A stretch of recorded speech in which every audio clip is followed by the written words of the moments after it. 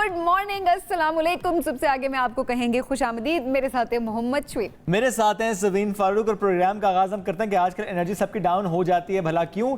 जब बिजली का बिल आता है बहुत ज़्यादा, चूँकि ज़ाहिर है इस महीने जो बिजली का बिल आ रहा है वो नए निर्खों पर आ रहा है और इसीलिए लोग खासे परेशान हैं।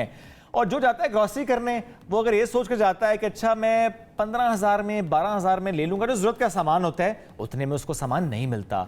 कोई खाना खाने बाहर जाए, ये ख्याल भी अब पुराना हो गया, क्योंकि इतनी महंगाई है। इस मुश्किल मौशी हालात में सब बड़े परेशान हैं। जाहिर है आप अगर बाहर खाना खाने का तस्वुर कर रहे हैं और आपकी फैमिली है या आपकी दोस्त ज़्यादा हैं तो ऑब्वियसली आप अफोर्ड नहीं कर पा रहे होते। और ऑब्वियसली जहाँ पर एक बंदा आराम से सबका बिल भी दे दिया करता था, अब जो है वो स्प्लिट हो जाते हैं।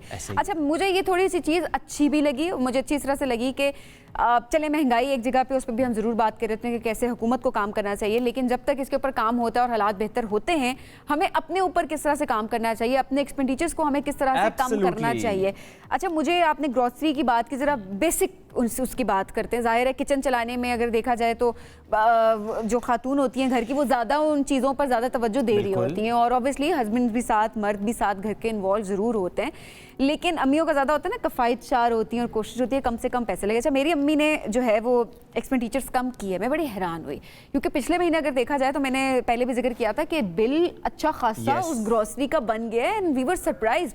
और कोई एक्स्ट्रा चीज़ नहीं थी, वही सारी चीज़ें जो कि पहले हुआ करती थी। लेकिन इस महीने मेरी अम्मी ने काफ़ी चीज़ों को कट डाउन कर दिया। जिस तरह अगर टिश्यू रोल थे किचन के, अगर वो 4 लेती थी तो उन्होंने 2 लिए, ठीक है, और उन 2 पे उन्होंने गुजारा किया, बहुत एहतियात से चीज़ों को इस्तेमाल किया। बहुत अच्छी बात है। इसी तरह से ऐसी बहुत सारी चीज़ें जो कि हम एक्स्ट्रा सॉसेस ले लिया करते थे या और बहुत सारी ऐसी चीज़ें होती थी, उन्होंने उनको भी कट डाउन किया। तो जहाँ पर 4 चीज़ें होती थी उन्होंने 2 लिए। तो हमने देखा कि जो पिछले महीने हमने ग्रॉसरी का बिल था, जब उसको इस महीने से हमने कंपेयर किया तो वो अच्छा खासा उसके अंदर फर्क आ रहा था। तो यह सबको करने की ज़रूरत है।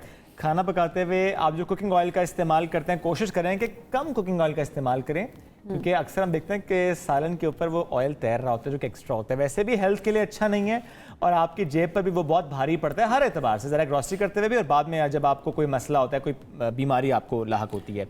इसके साथ साथ हम ये भी देखते हैं, ज़रा सी कोई चीज़ आपने लेने, नान लेने जाना है जी, गाड़ी निकालनी है, नान लेकर आने हैं।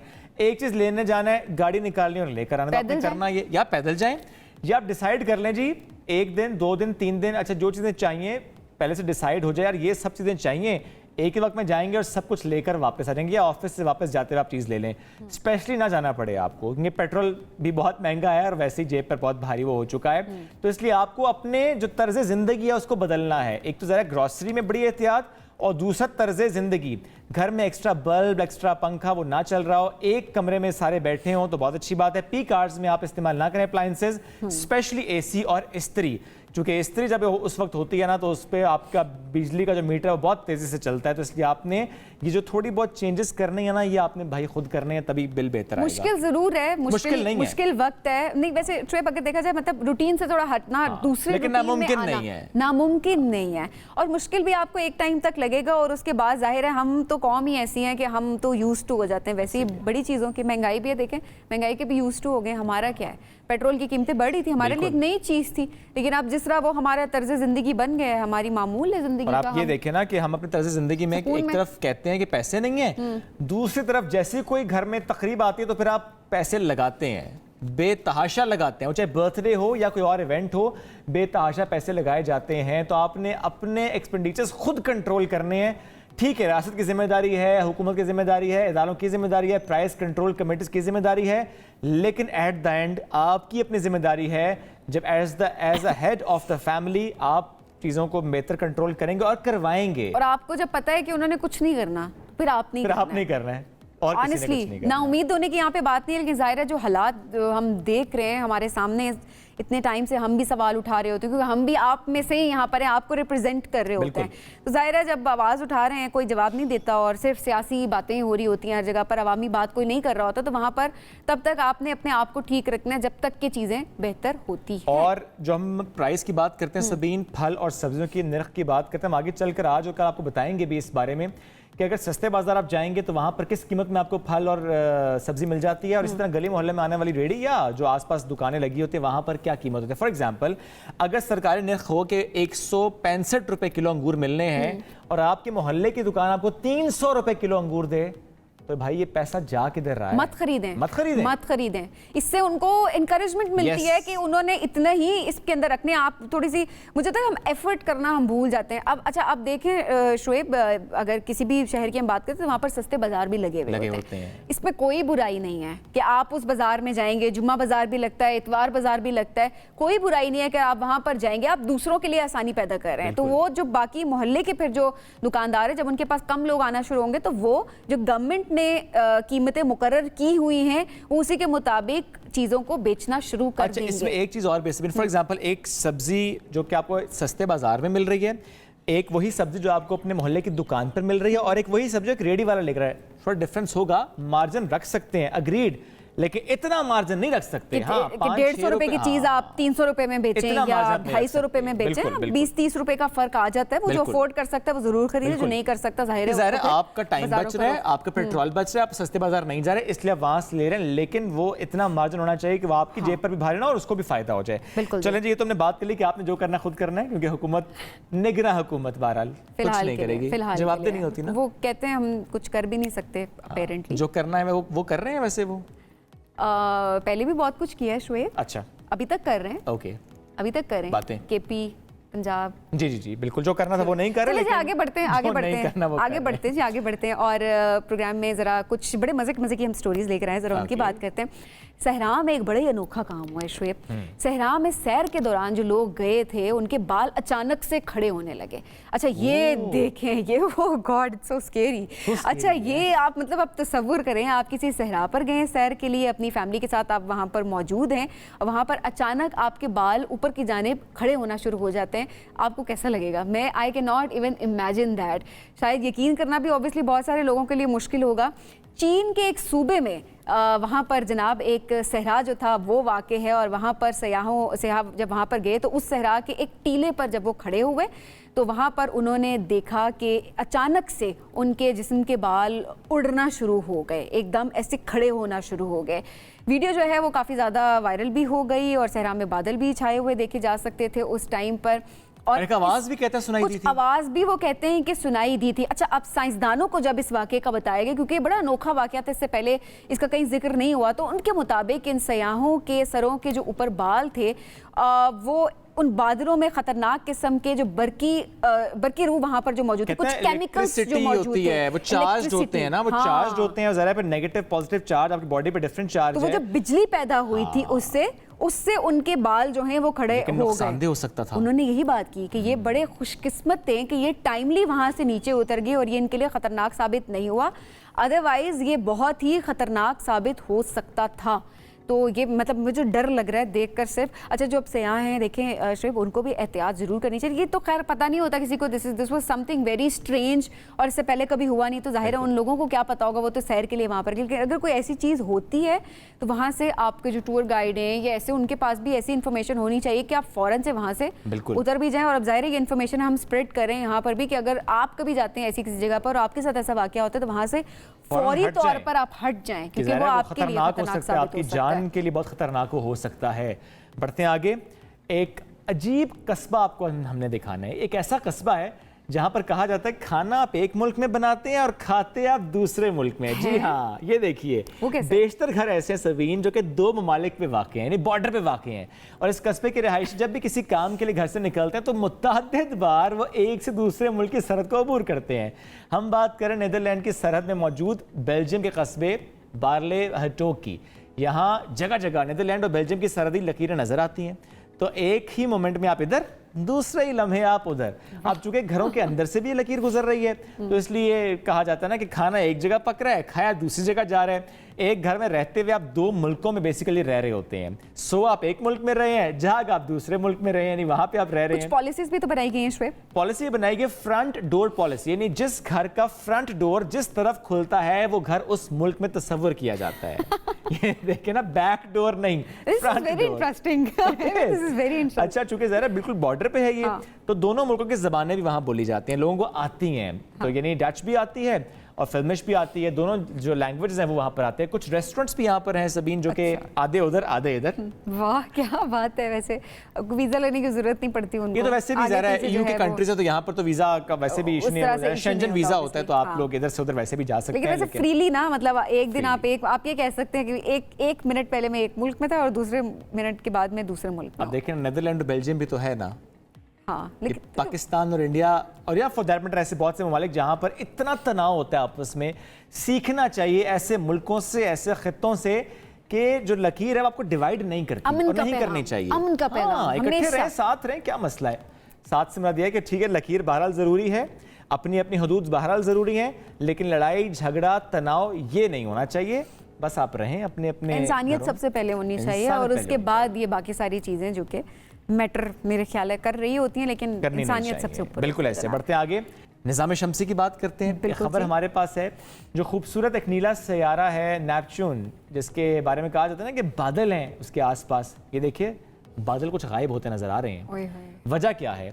हमारे सूरज के शमसी चक्रों यानी सोलर साइकिल्स को इसकी वजह करार दिया जा रहा है। और कैलिफोर्निया यूनिवर्सिटी के साइंसदानों के मुताबिक 1989 में जो सबसे पहले खलाई जहाज़ नेपच्यून के करीब पहुंचा था तो वहाँ की तस्वीर में सफ़ेद बादलों की बहुतात देखी गई थी, लेकिन अब उसका आसमान बादलों से साफ हो चुका है। साइंसदान ये कहते हैं कि इस सैयारे से बादलों के गायब होने और फिर लौट आने का सिलसिला यूँ तो जारी रहता है। जैसे कि 2002 और 2015 की बात करें, इन 2002 से लेकर 2015 तक के दरमियान बहुत बादल देखे गए और 2007 से 2020 के दरमियान खाली नज़र आया ये। तो ये बादल तकरीबन अब गायब हो चुके हैं। वजह जिससे पहले बताया कि जो सोलर साइकिल्स हैं वो इसकी वजह है और अभी कहा जा रहा है कि बादल थोड़े गायब हुए, लेकिन हाँ हो सकता है दोबारा से आज बिकॉज़ यू नेवर नो, हाँ ये दोबारा से भी आ सकते हैं। लेकिन इस वक्त जो है वो यही वाली चीज़ है कि बादल जो हैं वो खत्म होते दिखाई दे रहे हैं। तो ये तस्वीर आपको दिखा भी रहे हैं कि मुख्तलिफ औकात में कैसे वहाँ पर बादल थे। चलें जी बढ़ते हैं आगे, कुछ और खबरें भी हैं, कुछ और सेगमेंट्स भी हैं, वो शामिल करेंगे एक ब्रेक के बाद। रहिए हमारे साथ। वेलकम बैक जी। सबसे आगे में आपको कहेंगे खुशामदीद। आज हम आपकी एक ऐसे दो छोटे छोटे प्यारे प्यारे बच्चों से मुलाकात कराते हैं जो कि बहन भाई भी हैं, जिनकी जो कहते हैं ना, जिनके हम हाथों में जादू है, लेकिन हम कहते हैं ना बातों में मिठास है, तो मैं कहूँगी उनके हाथों में मिठास है, क्योंकि वो लाजवाब ट्रीट्स में अपनी मीठी मीठी जो है वो बेकिंग कर रहे होते हैं। बहुत ज़बरदस्त वो खाने बना रहे होते हैं जो कि वाकई लाजवाब भी होते हैं। मेरे ख्याल नाम बड़ा अच्छा लगा है, लाजवाब ट्रीट्स जो उन्होंने रखा हुआ है। तो जनाब इनका नाम है नाइल अहमद हैं, जिनकी उम्र है 14 साल, और उसके साथ साथ पुनहल हैं जो कि उनकी बहन है। और ये दोनों बहन भाई अमेरिका में मिलकर ये फूड नेटवर्क रन करते हैं। और इसके अलावा इन्होंने बेकिंग शो चैम्पियनशिप ये भी जीते हैं और ये जीतने वाले पहले पाकिस्तानी भी हैं। और जो पुनहल हैं उनकी उम्र जो है वो 12 साल है। तो मतलब एक 14 साल और एक 12 साल, दोनों मिलकर इस उम्र में मुझे पता नहीं होता था मैंने ज़िंदगी में क्या करना है, लेकिन चले उन्होंने बिजनेस भी स्टार्ट कर दिया है। हमारे बहुत चालाक भी हैं, बहुत आगे भी जा रहे हैं, जो कि बड़ी अच्छी बात है। तो आपकी मुलाकात कराते हैं इन बहन भाइयों से। लाजवाब ट्रीट्स के नाम से जो बिजनेस रहे हैं, नाइल और पुनल बहुत शुक्रिया। मैं सबसे पहले जानना चाहता हूँ लाजवाब ट्रीट्स के हवाले से कि हम देख रहे हैं कि अमेरिका में जिस तरह फूड नेटवर्क आप लोग चला रहे हैं और ज़ाहिर है चैंपियनशिप यानी यंग एट दिस एज, बिल्कुल जी, आपने चैंपियनशिप आप लोग यंग शो चैंपियनशिप उन्होंने जीता है जनाब कुकिंग के हवाले से। तो कैसे यहाँ तक पहुंचे नाइल, पहले आप बताइएगा। कितना चैलेंजिंग रहा आप दोनों के लिए? हाँ जी, बहुत मज़ा आया, इसलिए कि ये शो मेरा बड़ा पसंदीदा शो है जब से मैं छोटा था। और मेरा बस एक ड्रीम थी कि इस शो पे आना था, और मैं जब जीत गया तो मैं हैरान था। तो जब जीत गए तो घर वाले हैरान थे, जब इनिशिएट किया था तो उनका क्या रिस्पांस होता था, और अब जो है जब जीत गए तो फिर उनका क्या है कि पहले आपने सोचा होगा जनाब फूड नेटवर्क जो है उन्हें सोचा नहीं होगा आपने बनाने का। घर वाले कहते हैं घर में काम करते नहीं है, बाहर जाके काम करते हैं जी। नहीं, घर में भी हम बहुत काम करते हैं। अब मुझे लगता है मामा और बाबा ने थोड़ी छुट्टी ले ली है किचन से पर हाँ, घर वाले भी थोड़े हैरान थे। इसलिए शुरू में मुझे नहीं लगता था कि मैंने जीतना था या शो पे इवन पहुंचना था, पर फिर पहुंच गया। और फिर 10 चैलेंजेस के बाद जबरदस्त। आखिरी वाले में पुनल आप भी जरूर बताइएगा, एक तो आपके नाम का मतलब बहुत प्यारा सा आपका नाम है, दूसरे कि स्टार्ट कैसे किया ये सफर, किस एज में स्टार्ट किया लाजवाब ट्रीट्स का सफर? हाँ, तो मेरा नाम का मतलब है खूबसूरत सिंधी में, और हमने शुरू किया है लाजवाब ट्रीट्स हमारा बिजनेस। भाई पेंडेमिक में हमारे पास बहुत ज़्यादा फ्री टाइम था, इसलिए हमारा स्कूल ऑनलाइन था। तो हमने सोचा था कि हम देखेंगे लाइक बेकिंग शोज़ और यूट्यूब पे बेकिंग के वीडियोस, इसलिए हम वीडियो गेम्स अलाउड नहीं थे खेलने के लिए। तो हमने वो देखा था, एक दिन हमने सोचा था हम बना लें एक बार, इसलिए हमको भूख लग रही थी, इसलिए हम ऑलवेज देखते थे वीडियोस। तो हमने बना लिया है और बहुत मज़ा आया है और वैसे स्टार्ट हुआ है हमारा हॉबी, और फिर हॉबी से। और ये कितनी मर्तबा हुआ कि मामा ने घर में कुछ बनाया और आपने कहा हो कि मम्मा आपके हाथ में वो टेस्ट नहीं है, ये मैं ज़्यादा अच्छा बना लेती हूँ? कभी कभार मामा पहले लाइक कुक करती थी, अब हम कुक करते हैं और खाना बनाते हैं। तो पर मामा का खाना भी बहुत मजे का होता है, अभी भी जब भी बनाती है। लेकिन आप दोनों में ज़्यादा अच्छा कौन पकाता है? पहले नाइल आप बताएं, आपके ख्याल में आप अच्छा बनाते हैं या पुनहल? ठीक है, मुझे लगता है कि मैं डिजर्ट्स बेहतर बनाता हूँ, पर ये असल जो खाने होते हैं वो बहुत अच्छे बनाते हैं। और मेरे सबसे पसंदीदा चीज़ जो ये बनाती है वो उसके स्टेक्स बहुत मज़ेदार। मुझे लगता है कि जो नाने बोला, मैं कुकिंग में और अच्छी करती हूँ, बेकिंग में भी अच्छी करती हूँ। पुनल, आपके ख्याल में नाइल क्या चीज़ अच्छी नहीं बनाते और आप उनको ये कहते हैं कि नाइल या तुम अच्छा नहीं बनाते, इसको ठीक करो, इसको तुम्हें बेहतर करने की ज़रूरत है? कुकिंग ज़्यादा अच्छा लगता है कभी कभार नहीं। कभी कभार जो चीज़ें बनाते हैं मुझे नहीं अच्छी लगती, दूसरे लोगों को अच्छी लगती है। तो अच्छा, ज़रा लाजवाब ट्रीट्स के बारे में तो बताएं, इस मेन्यू में क्या क्या होता है और सबसे ज़्यादा क्या पसंद किया जाता है, या सिग्नेचर डिश कौन सी है आपकी? हमारी सिग्नेचर डिश है हमारा रसमलाई चाय चेस लेचे केक। और ये बना कि जब हम अपने डिज़र्ट्स बना रहे थे, हमको उधर, इसलिए कि हम कैलिफोर्निया में रहते हैं, हमने अपना पाकिस्तानी हेरिटेज हमारे डिज़र्ट्स के थ्रू दिखाना है उनको।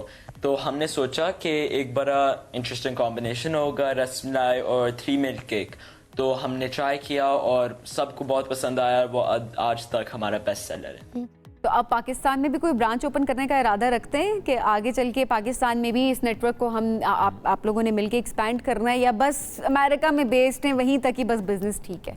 मुझे लगता है कि पहले उधर हमको एक खोलना है और फिर हम लाइक एक्सपेंड करेंगे लाइक कंट्रीज को और जगह को। तो इसलिए कि अभी तक हमारा बस घर का बिजनेस है, होम बिजनेस है हमारे। तो पहले उधर एक स्टोर फ्रंट खोल दें, फिर हम सोचेंगे। यानी अभी आपको लगता है इस छोटे लेवल पर है, आहिस्ता आहिस्ता बढ़ाएंगे, एक्सपैंड करेंगे और चीज़ें बेहतरी की जानिब लेकर आपने जानी है। पाकिस्तान लेकर आना भी ज़ाहिर आपका प्लान है। सच्ची बताना है, झूठ नहीं बोलना। ये इतनी एज है आप लोगों की और नेटवर्क आप चला लेते हैं, बेशक होम बेस्ड है, कमा कितना लेते हैं और फिर पुनहल के पास जाता है या नाइल के पास ज़्यादा जाता है, या कि सारा कुछ मामा पापा के पास जाता है? हमने आज तक कमाए हैं $50,000 और उसमें से हम हर महीने 20% चैरिटी को देते हैं। हर महीने जो कमाते हैं 20% चैरिटी को जाती है और फिर हम आधा ले लेते हैं बाकी का। पर ज़्यादा से ज़्यादा हमारे बस कॉलेज के फंड में जाता है ताकि हम कॉलेज के लिए सेव अप कर लें। पर मामा और बाबा के लिए हमने उनको पे बैक भी करना है, जो उन्होंने शुरू में इंग्रेडिएंट्स हमारे लिए लिए थे, तो वो भी करेंगे। और ऑल्सो हमारे पास एक क्रेडिट कार्ड है, उस पर भी पैसे जाते हैं इंग्रेडिएंट्स बाय करने के लिए। तो जाहिर है कि ऑब्वियसली जब आप एक बिजनेस चला रहे होते हैं तो ये ज़रूरी नहीं होता कि सब आपने खुद ही रखना है, खर्चा भी हो रहा होता है, आपको प्रोडक्ट्स पे भी साथ साथ लगाना होता है। और उसके बाद ये भी है कि माँ बाप की नज़रें भी माशाल्लाह से कमा भी रहे हैं तो वो भी अच्छी होंगी, लेकिन माँ बाप टेंशन फ्री ज़रूर होंगे। शुएब, ये एक बड़ी बात है। अच्छा, बड़े होके क्या बनना है? अब ये सवाल मैं आपसे कर रही हूँ दोबारा, इतनी छोटी उम्र में इतना कुछ करें, बड़े होके क्या बनना है जनाब? बड़े होके मुझे बड़ा इंटरेस्ट है आर्किटेक्चर और इंटीरियर डिज़ाइन में, पर अभी मैं सोच रहा हूँ कि जितना इस बिज़नेस के साथ मैंने काम कर लिया है कि बिज़नेस को ज़रूर हम साइड पे रखेंगे या मे बी इवन मेन चीज़ भी रखते हैं, इसलिए बहुत बड़ा हो गया। अच्छा, और पढ़ाई इफेक्ट होती है कि ज़ाहिर बिजनेस रन कर रहे हैं, आप टाइम देने बिजनेस को, और मामा बाबा कहते हो कि पढ़ाई को टाइम नहीं दे रहे? हम वीकेंड्स पे मेनली बेक करते हैं और हम पहले होमवर्क करते हैं वीकडेज पे, फिर अगर टाइम है रात में फिर हम बेक करते हैं, पर हमको सोना भी होता है इसलिए स्कूल होता है। तो ज़्यादा से ज़्यादा हम वीकेंड्स पे करते हैं, पर अगर कोई ऑर्डर आ जाए वीकडेज के दौरान तो फिर हमारे घर का असूल है कि पहले होमवर्क करें फिर हम थोड़ी बेकिंग कर सकते हैं। और अच्छा, वैसे कोई ख़ास मेहमान आ जाए अगर हम अपनी बात भी कर लें, जैसे कि सबीन आ जाए, हम आ जाएं, वैसे सबीन चटोरी भी बहुत है ना, तो अब बताएं कि एक्सपेक्टेड कोई अनएक्सपेक्टेड गेस्ट अगर आ गए हैं, क्या ऐसी चीज़ है जो फ़ौरन बनाएंगे कि ये हमारी अच्छी चीज़ है, बनती भी फ़ौरन है, मज़े की भी होती है, फ़ौरन बना दो? ये एक मेन्यू आइटम है, मेन्यू आइटम नहीं है पर घर में बहुत बनाते हैं मेहमानों के लिए। ये है मेरी चॉकलेट लावा केक, मोल्टन लावा केक की रेसिपी, तो वो बहुत हम देते हैं मेहमानों को। और ऐसे चीज़ के लिए अगर आप लोग आ जाएं तो फिर ज़रूर खिलाऊंगा। तो ये तो मतलब बड़ा ही ज़बरदस्त हो गया, तो अब तो चक्कर ज़रूर लगाएंगे कभी ना, अगर वो ना आए तो कभी ना कभी अगर आप ना आए तो पुनर आपको मौका मिले तो आप क्या बनाएंगी? मुझे बहुत अच्छा लगता है टिरामिसू बना ले। हाँ, और ये तिरामिसू। बोबा ड्रिंक्स भी बहुत अच्छे बनाती है जी। गेस्ट के लिए। और ऑल्सो ये है हमारा कुक बुक, इसके अंदर है कुकिंग रेसिपीज और बेकिंग रेसिपीज भी। अरे वाह, बुक भी आ गई, ज़बरदस्त। चलें, ऑल द बेस्ट जी। बड़ा अच्छा लगा आप दोनों से बात करके, खुश रहें। और जिस तरह अगस्त के महीने में ना ग्रीन शर्ट्स भी उन्होंने पहनी हुई है, तो अभी तक सेलिब्रेशन भी चल रही है। बहुत खुश रहिए जी। और आपकी अम्मी अब्बू ने जिस तरह आपका साथ दिया, इंशाल्लाह वो आगे भी आपका साथ इस तरह देते रहेंगे और आप लोग इसी तरह से आगे बढ़ते रहेंगे। शुक्र, एक ब्रेक लेंगे, वापस आएंगे साथ। वेलकम बैक जी। सबसे आगे मैं आपको कहेंगे खुशामदीद। और प्रोग्राम के शुरू में आज हमने बात की थी महंगाई की, कि हर तबका, हर शख्स महंगाई से किस कदर मुतासिर है। और इसी महंगाई के सवाल को लेकर हम गए अवाम में, उनसे सवाल किया कि पाकिस्तान का सबसे बड़ा मसला क्या है और महंगाई को लेकर अवाम की राय क्या है। क्या सवाल है जो वो हुक्मरानों से करते हैं। आपके साथ उनकी राय शेयर करते हैं इस सेगमेंट के थ्रू। पाकिस्तान का सबसे बड़ा मसला इस वक्त क्या है, ये आप भी हमें बताएंगे। और यही सवाल लेकर हम इस वक्त मौजूद हैं राजा बाजार में। मुख्तलिफ जगहों पर जाएंगे आज रावलपिंडी की, और लोगों से यही सवाल हमें करना है कि सबसे बड़ा मसला उनकी नज़र में क्या है, महंगाई ने कितना मुतासर किया। चूँकि इस वक्त वो हालात हैं कि जिससे भी ये सवाल करें कि महंगाई ने कितना परेशान किया, कितना मुतासर किया, तो जवाब आएगा बहुत ज़्यादा मुतासर किया। तारीख़ी महंगाई है इस वक्त। हुकूमतें आएँ या हुकूमतें जाएँ, पेट्रोल प्राइस भी बढ़ती नज़र आती है, डॉलर बेकाबू नज़र आता है, हर चीज़ महंगी है। दूध के दाम भी बढ़ गए, गोश्त भी महंगा हो गया, सब्ज़ी फल हर चीज़ महंगी होते ख़रीद इंसानों की गिर चुकी है। पाकिस्तान के मुश्किल माशी हालात में लोग क्या सोच रखते हैं, वही सोच आपके साथ शेयर करने के लिए मैं मौजूद हूँ यहाँ पर। मेरे साथ रहिए।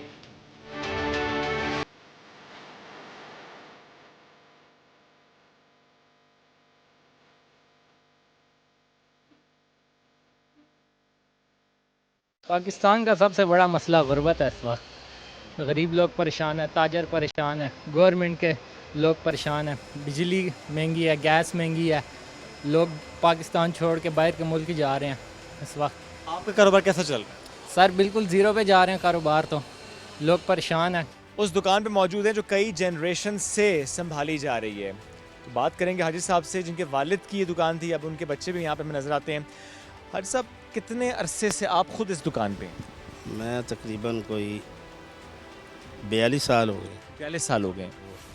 42 सालों में सबसे मुश्किल वक्त कौन सा देखा? ये जो जा रहा है सबसे मुश्किल यही है। सबसे मुश्किल, कस्टमर नहीं है, बिल इतने हैं जो अफोर्ड ही नहीं कर सकता आदमी। कोई बचत हो पाती है? कोई बचत नहीं होती, बल्कि पल्ले से खाए जा रहे हैं। जो बिकता भी है वो घर में खर्चे अखराजात हो जाते हैं, तो आप कोई सेविंग बैरल नहीं हो? कोई सेविंग नहीं। आपकी नज़र में पाकिस्तान का सबसे बड़ा मसला क्या है? मुझे भी इधर 40 साल हो गए बैठे हुए। हमने बड़ा बड़ा अच्छा वक्त दिया देखा है, पर अब जो है ना बहुत हालात ख़राब है। इतने हालात ख़राब हैं कि यकीन करें आप, हर चीज़ मोटरसाइकिल तक घर खड़ा कर दिया है कि अब अफोर्ड नहीं कर पा रहे उसको। तो पैदल आते हैं? जिसमें चिंची पे आ रहे हैं या फिर सुजुकी पे आ गए, इस तरीके से हम आ रहे हैं। अब ज़ाहिर है ये एक चेंज लानी पड़ी कि पेट्रोल इतना महंगा हो। महंगा हो गया है, तो जिसकी वजह से अब अफोर्ड नहीं हो रहा है। जाहिर है इसके अलावा बड़ा खर्चा क्या है? क्या बिल बड़ा खर्चा है? बहुत बड़ा। अब देखें ना, छोटी सी फैमिली है, 20-20 हज़ार रुपये बिल आ गया है। तो अब इतनी सैलरी इतनी नहीं है कि बंदा किस तरीके से बिल दे। एक बेटा उसको पढ़ा लिखा के अभी लगाया, वो भी कंपनी ख़त्म हो रही है जिस कंपनी में उसको करवाया था। क्या पढ़ाया बेटे को? उसको मैंने इंजीनियर बनाया, सॉफ्टवेयर इंजीनियर। आप बेटे को सॉफ्टवेयर इंजीनियर बनाया यही सोच के कि ज़िंदगी आसान हो जाएगी? होगी, पर क्या अब वो कंपनी ख़त्म हो रही है। कस्टमर कितने आ रहे हैं वैसे? बिल्कुल, जब से बिजली महंगी हुई है, आटा महंगा हुआ है, महंगाई की चक्की में आवाम पिस चुकी है, बुरी तरह पिस चुकी है। अब इन हुक्मरानों से क्या बात करेंगे कि आप इक़्तिदार में होते हैं, पाकिस्तान में होते हैं, इक़्तिदार के बाद बाहर चले जाते हैं, इनकी बेटियाँ इनकी बेटियाँ बीमार हो जाती हैं। गरीब आदमी के मुंह से इन्होंने वाला बिल्कुल छीन दिया है, ठीक है। और मैं कहता हूँ कि अगर ये हालात रहे, ये तो महंगाई कार के आप जो निगरान गवर्नमेंट आई है, अब देखो ये कितना मारेगी, क्योंकि इसको पूछने वाला कोई नहीं है। मतलब इस वक्त महंगाई ने तो सबको मुतासिर किया, आपको कितना मुतासिर किया? सर मुतासिर ये है, अभी मार्केट की आप सिचुएशन देख लें, माल पड़ा हुआ है, गाहक कोई नहीं है, तो इस टाइम सबसे घर की ज़रूरियात, बच्चों की ज़रूरियात पूरी करना मुश्किल हो गया। पेट्रोल आप देखें और महंगाई देखें, फ्यूल देखें, उसके बाद बिजली देखें, तो इस टाइम अपने खाने पीने के लाले पड़े हुए।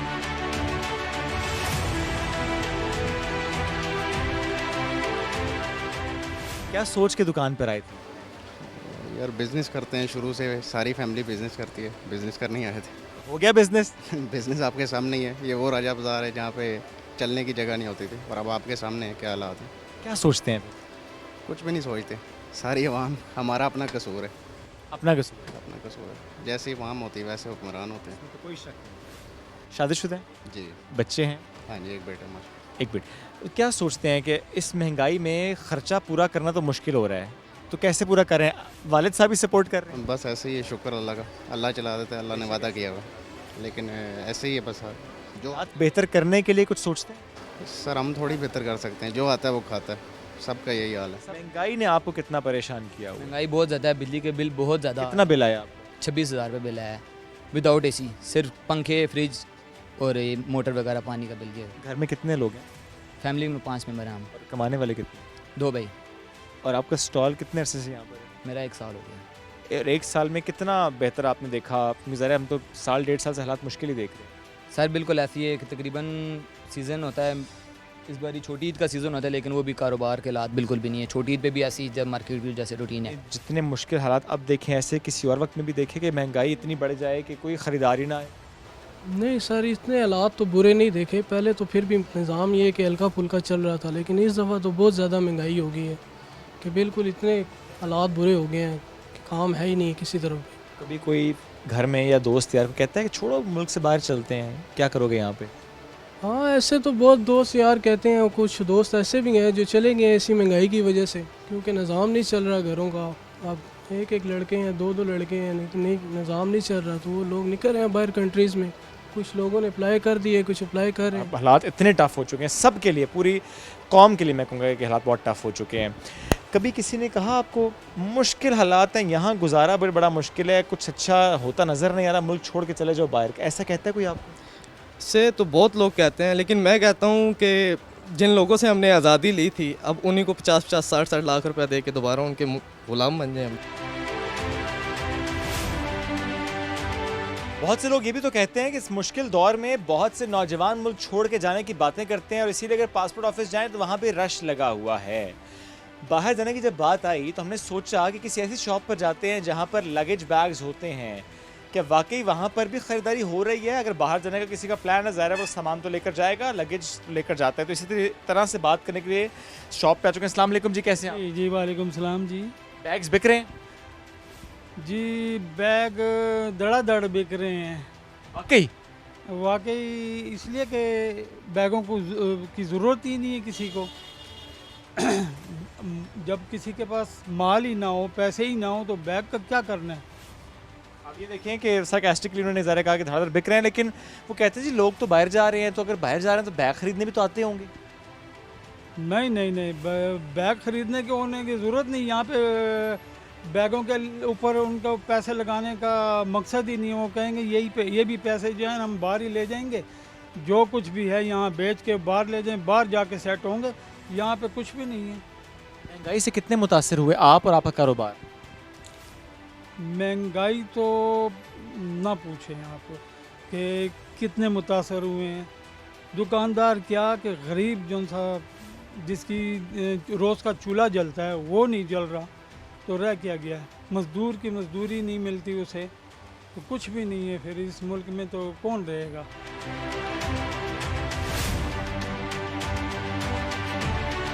रिक्शा ड्राइवर से पूछते हैं कि उन्होंने मुश्किल हालात में क्या देखा, महंगाई ने उन्हें कितना मुतासिर किया, और सवारी से भाव तो अब कितना ज़्यादा होता है। अस्सलाम वालेकुम जी, कैसे हैं? वालेकुम सलाम। सवारी मिल रही है? बहुत मुश्किल से मिल रही है। बहुत मुश्किल से, क्योंकि हालात इस किस्म के हैं। हर बंदा महंगाई से जो है वो पिसा जा रहा है, चाहे वो गरीब आदमी है, चाहे दरमियाना है, या बड़ों की तो बात ही ना करें ना, उनके तो आए दिन रोज़ के रोज़ बढ़ते जा रहे हैं। लेकिन गरीब आदमी जिसने दिहाड़ी लगा के अपने बाल बच्चों का किराए के मकान, बिजली के बिल वो भी इतने ज़्यादा आ रहे हैं, समझा, गैस के बिल, और फिर रक्शे की मेंटेनेंस में इतने का जो है वो पैसे सर्व हो जाए। जहाँ पे पहले जो है हम 1000 रुपये बचाते थे, वहाँ पे हम 500 रुपया बचता है। तो अब 500 रुपये में घर का खर्च भी नहीं चलता। सारी बात है, किराए के मकान हो, कम से कम अगर दिन के 2000 रुपये ना बने तो किराए के मकान, बिजली के बिल और रोज़ का खर्च नहीं पूरा होता। कि पाकिस्तान का इस वक्त सबसे बड़ा मसला क्या वाकई महंगाई या कोई और मसला? सबसे बड़ा मसला ही महंगाई का है। जिसको देखो महंगाई के पीछे बढ़ रहा है। जैसे ये महंगाई बढ़ रही है, अवाम वैसे के वैसे पीछे आ रही है। अवाम ऐसे कि अब खाने को पड़ रही है, अवाम ही बेचारी क्या करे, हर चीज़ महंगी हो रही है। हम तो रिक्शा चलाते हैं, अब हमें पेट्रोल नहीं वारा खाता, अभी वो दिन ब दिन पेट्रोल को महंगा कर रहे हैं। हम क्या करें, किधर जाए? 300 रुपये लीटर पेट्रोल, अभी कह रहे मज़ीद बढ़ाएंगे पेट्रोल। खुदारा कोई ऐसा कोई निज़ाम चलाओ कि जिसमें हमें भी कुछ हो, बचत हो, हम भी कोई अपने पेट्रोल सस्ता हो, हम अपने घर के लिए कुछ चीज़ें लेकर जाए, कोई राशन वगैरह डाले।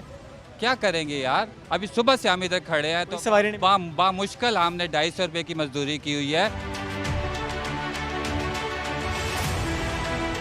वो बाजार जहाँ कभी रश हुआ करता था, वहाँ आज दुकानदार तो नज़र आते हैं लेकिन ख़रीदार नज़र नहीं आते।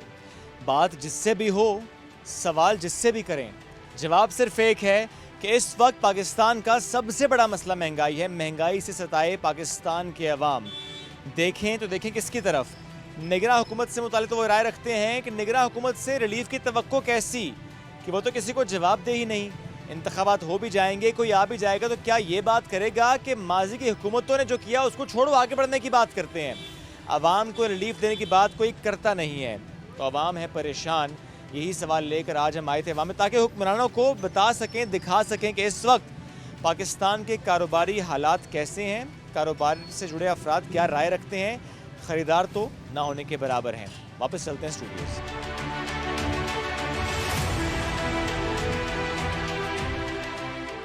अवाम की राय आपके साथ शेयर की। अवाम परेशान है और ये सिर्फ बात रावलपिंडी की नहीं है, बात सिर्फ इस्लामाबाद की नहीं है। आप जिस शहर में जाएं, सवाल एक है, महंगाई से कितने मुतासिर हुए। जवाब न भी आए, तासुरात न भी आए, सिर्फ आंखों से भी जवाब आता है, खामोशी से भी जवाब आता है किस कदर अवाम परेशान है। राय आपके साथ शेयर की है। चूँकि हुक्मरान जिम्मेदार हैं, लेकिन इस वक्त निगरां हुकूमत है। सवाल फिर भी होता है कि प्राइस कंट्रोल कमेटीज कहाँ हैं, ब्यूरोक्रेसी कहाँ है, क्यों प्राइसेस फिक्स नहीं कर पा रहे, क्यों आवाम को रिलीफ नहीं दे पा रहे। एक ब्रेक लेते हैं, वापस आएंगे, साथ रहिए। नहीं खेल ए दाग यारों से कह दो कि आती है उर्दू जुबां आते आते। आज हम आपकी मुलाकात कराची के दो ऐसे शहरियों से करवाने जा रहे हैं जो किसी और को नहीं बल्कि सबके उस्ताद यानी गूगल बाबा को उर्दू सिखा रहे हैं। इनका कहना है कि इस वक्त उर्दू लिखने और पढ़ने का रुझान बहुत ही कम होता जा रहा है, इसलिए हमें चाहिए कि अपनी कौमी ज़ुबान की तरवीज के लिए भरपूर कोशिशें करें। साथ ही साथ इनका कहना है कि गूगल पर उर्दू तर्जुमा दुरुस्त नहीं आ रहा होता, जिसकी बुनियादी वजह यह है कि इसे मतलूबा मिकदार में उर्दू का डाटा जो है वो फराहम नहीं किया जा रहा। तो अब उन्होंने इस काम का बेड़ा उठा लिया। बिल्कुल, तेनीस से आपकी मुलाकात कराते हैं कि किस तरीके से वो उर्दू का डाटा फराहम करते हैं गूगल को। तो काशिफ मसीदिया और रिजवान शाह ने हमें ज्वाइन किया। बहुत शुक्रिया, आपने वक्त दिया जी। हम न्यूज़ को जानना चाहते हैं रिजवान, सबसे पहले आपसे, कब से ये ख्याल आया और कैसे आपने सोचा कि सबके उस्ताद गूगल के उस्ताद बनना है भाई हमें? बेसिकली गूगल से जो हमारा जो कनेक्शन है, जो रिश्ता है, वो तकरीबन कुछ 6-7 साल पुराना है। और ये सफ़र जो है काफ़ी एक लंबा सफ़र रहा है हमारा इस इतने बड़े प्लेटफॉर्म के साथ। इनिशियली हमने गूगल मैप्स पे कंट्रीब्यूशंस करना स्टार्ट की थी, क्योंकि गूगल मैप आपको तो पता ही है हर कोई यूज़ कर रहा होता है डायरेक्शंस के लिए। तो इनिशियली हमने गूगल मैप से स्टार्ट किया और फिर Aahista Aahista as a user start किया था। बट देन हमें लगा कि यार इसमें काफ़ी सारी चीज़ें मिसिंग है, बहुत सारा डेटा ऐसा है जो कि इस पर ऐड होना चाहिए। तो गूगल मैप्स पे कंट्रीब्यूशंस करना स्टार्ट की, और उसके साथ साथ फिर जिस तरह जो लैंग्वेज के हवाले से जो काम हमने किया है तो वो इसी की एक कड़ी है, क्योंकि गूगल मैप से सफ़र स्टार्ट हुआ। गूगल की एक और प्लेटफॉर्म है लोकल गाइड कनेक्ट के नाम से, फिर देन वहाँ पर हम जो लोकल गाइड से उनसे कनेक्ट हुए, एंड देन फिर वहाँ से एक नया रास्ता खुला कि यार क्राउड सोर्स भी गूगल की एक ऐसी प्रोडक्ट है जिससे गूगल अपना पूरा डेटा जो है वो अखज़ करता है, यानी कि जो भी हम गूगल सर्च इंजन में जो डेटा हम वहाँ पे सर्च कर रहे होते हैं तो सारा डेटा जहाँ से भी आता है वो क्राउड सोर्स की एप्लीकेशन के थ्रू ही आता है। तो बस ये एक पूरा एक सिलसिला चलता रहा है और अल्हम्दुलिल्लाह ये आगे भी चलता है। कितने लोग हैं आपकी टीम में और क्या क्या ड्यूटीज सबको असाइन कर दी गई हैं? रिजवान आप बताइएगा। एक्चुअली अगर हम बात करें पाकिस्तान की, तो पाकिस्तान में इस टाइम अगर जो कंट्रीब्यूटर्स आप कहेंगे क्राउड सोर्स पे और तकरीबन 1000+ हैं, बट अनफॉर्चुनेटली हर बंदा इतना एक्टिव नहीं होता, क्योंकि ये एक हमारा एक जो हम ये काम कर रहे हैं ये वॉलंटियर काम है, इसके एवज़ हमें कोई पैसा नहीं मिलता, ये जस्ट हम अपने शौक़ से, अपने पैशन से, अपने मुल्क के लिए कर रहे होते हैं। तो इसी वजह से एक्टिवली लोग इतना इसमें ज़्यादा इन्वॉल्व नहीं है। अगर सिर्फ कराची की हम बात करें तो कराची में तकरीबन इस टाइम 100+ लोग हैं, बाकी पूरे पाकिस्तान में इस टाइम 1000+ हैं, बट ये कि एक्टिवली इतना इस पर वो यानी कि एक्शन परफॉर्म नहीं करते। कोई भी कर सकता है? एग्जैक्टली बिल्कुल कोई भी कर सकता है, बहुत आसान और सिंपल सा इसका प्रोसीजर है। गूगल प्ले स्टोर पे इसकी एक एप्लीकेशन मौजूद है क्राउड सोर्स के नाम से, आप इसको सिंपली आप इसको वहाँ से डाउनलोड करें। डाउनलोड करने के बाद आपको एक जीमेल आईडी से, अपने जीमेल आईडी से उससे लॉगिन करना है। लॉगिन करने के बाद फिर उसमें मल्टीपल कैटेगरीज हैं, क्योंकि ज़रूरी नहीं है जैसे हम उर्दू के सेगमेंट में काम कर रहे हैं कि हर बंदे का इंटरेस्ट इसी सेगमेंट में हो। किसी का इंटरेस्ट खाने में होता है, किसी का इंटरेस्ट पिक्चर्स कैप्चर करने में होता है, कोई ऑडियो नोट देना चाहता है, कोई रिटर्न फॉर्मेट कुछ देना चाहता है। तो मतलब आपके पास मल्टीपल कैटेगरीज हैं, आप जिस कैटेगरी में जहाँ जैसा डेटा आप प्रोवाइड कर सकते हैं वो डेटा उसको आप प्रोवाइड कर सकते हैं, और वही डेटा आगे बेस बनता है आगे मज़ीद फ़ीचर्स के लिए, मज़ीद ऑप्शंस के लिए। एआई का ज़माना है, आपको पता है कि एआई में इतना काम हो रहा है, तो जाहिर सी बात है कि वो जो डेटा एआई के ज़रिए से जो निकल के आ रहा है तो उसके रिज़ल्ट इसीलिए आ रहे हैं कि बैकएंड पे कोई डेटा मौजूद है। क्राउड सोर्स के जरिए से जब डेटा कलेक्ट होता है तो वही डेटा आगे रिफाइन होके, पॉलिश होके आगे मज़ीद ऑप्शन। ठीक है। तो काशिफ क्या क्या चैलेंजेस हैं इस दौरान जो आप लोगों को फेस करने पड़ रहे होते हैं? ज़ाहिर है आपने खुद भी कहा कि पैसे वगैरह नहीं मिल रहे होते, तो ज़ाहिर है वॉलंटियर एक सर्विस है, लेकिन इसके अलावा और कौन कौन से चैलेंजेस हैं जो कि आप और आपकी टीम फेस करती हैं? जी, सबसे बड़ा चैलेंज इसमें तो ये होता है कि लोगों को इस बात पे आमादा करना कि आप उर्दू के लिए काम करें, लैंग्वेजेस के लिए काम करें। ना सिर्फ उर्दू बल्कि उर्दू, सिंधी और पश्तो, हम 3 ज़बानों पे बेसिकली काम करते हैं, और सिंधी में ख़ास तौर पे बहुत अच्छा माशाल्लाह काम हुआ है, और सिंधी का बहुत अच्छा डाटा जो है ना गूगल को फराहम हुआ है, जिसकी वजह से उसकी ट्रांसलेशन भी काफ़ी बेहतर आती है, और उसकी जो रिकॉग्निशन है, जो जिसको गूगल लेंस पहचान सकता है, वो काफ़ी ज़्यादा बेहतर उर्दू से। सबसे बड़ा चैलेंज जो हमें आता है वो ये कि लोगों को इस बात पे आमादा करना कि इसके पीछे आपको कुछ भी नहीं मिलेगा सिवाय इसके कि आप एक मुल्क की खिदमत करेंगे, अपनी ज़बान की खिदमत करेंगे। मगर अगर कोई इस कंट्रीब्यूशन में अगर वो कोई हिस्सा लेता है तो इसके मुख्तलिफ, इसी गूगल क्राउड सोर्स की ऐप में ही मुख्तलिफ पर्क्स हैं, इसमें फ़ायदे हैं, जिसमें लेवल्स हैं और काफ़ी सारी चीज़ें हैं और फीचर भी हो सकते हैं। और इसके अलावा जो सबसे बड़ा जो चैलेंज वो आता है वो इंटरनेट के बाद दफ़ा इश्यूज़ बहुत ज़्यादा आते हैं। सही। अच्छा रिजवान, बस आखिर में एक सवाल के कितना बेहतर कर लिया गूगल को आप लोगों ने अब तक उर्दू ज़बान में? इस टाइम जो हमारी जो काविशें हैं, इवन मुझे अकेले की नहीं, हमारी पूरी टीम की जो काविशें हैं, उससे फ़ायदा ये हुआ है कि अगर हम कंपेयर करें आज से 6 महीने के रिज़ल्ट्स को, तो उर्दू की जो करंट जो आपको ट्रांसलेशन जो गूगल पे मिलेगी वो आज से 6 महीने के मुकाबले में तकरीबन कोई 50% इम्प्रूव हुई है। अभी रिसेंटली इनकी एक कैंपेन लॉन्च हुई थी जिसमें हमने कोई तकरीबन 35,000 हैंड रिटन स्क्रिप्ट के हमने सैम्पल्स गूगल को प्रोवाइड किए थे। उसका फ़ायदा ये हुआ था कि गूगल ने उन सैम्पल्स को एज अ बेस बनाकर उससे एआई और मशीन लर्निंग के ज़रिए से डेटा को मज़ीद पॉलिश करके उसी चीज़ को आगे इम्प्लीमेंट करवाया उर्दू की ट्रांसलेशन पे, क्योंकि आपको पता है कि हर एक का एक अपना मिजाज होता है लिखने का, अपने अंदाज से वो लिखता है। तो आप कभी भी कोई भी चीज़ अगर आप उसको ईज़िली ट्रांसलेट कराना चाहें तो तब तक नहीं हो सकता जब तक उसको ये ना पता हो कि आया ये लिखा हुआ क्या है। तो हमारे उस प्रोजेक्ट से फ़ायदा ये हुआ था कि गूगल ने मशीन लर्निंग के ज़रिए से उसको एनालाइज़ किया कि आया ये उर्दू में अगर कोई एक इबारत लिखी हुई है तो वो क्या लिखा हुआ है, और उसी चीज़ को बेस बनाकर जो इस टाइम आपके सामने जो रिजल्ट्स आ रहे हैं अल्हम्दुलिल्लाह वो 50% इम्प्रूव हो चुके हैं। बहुत शुक्रिया काशिफ, बहुत शुक्रिया रिजवान, हमारे साथ मौजूद थे। हम बढ़ेंगे अब एक ब्रेक की जानिब। स्टे विद अस।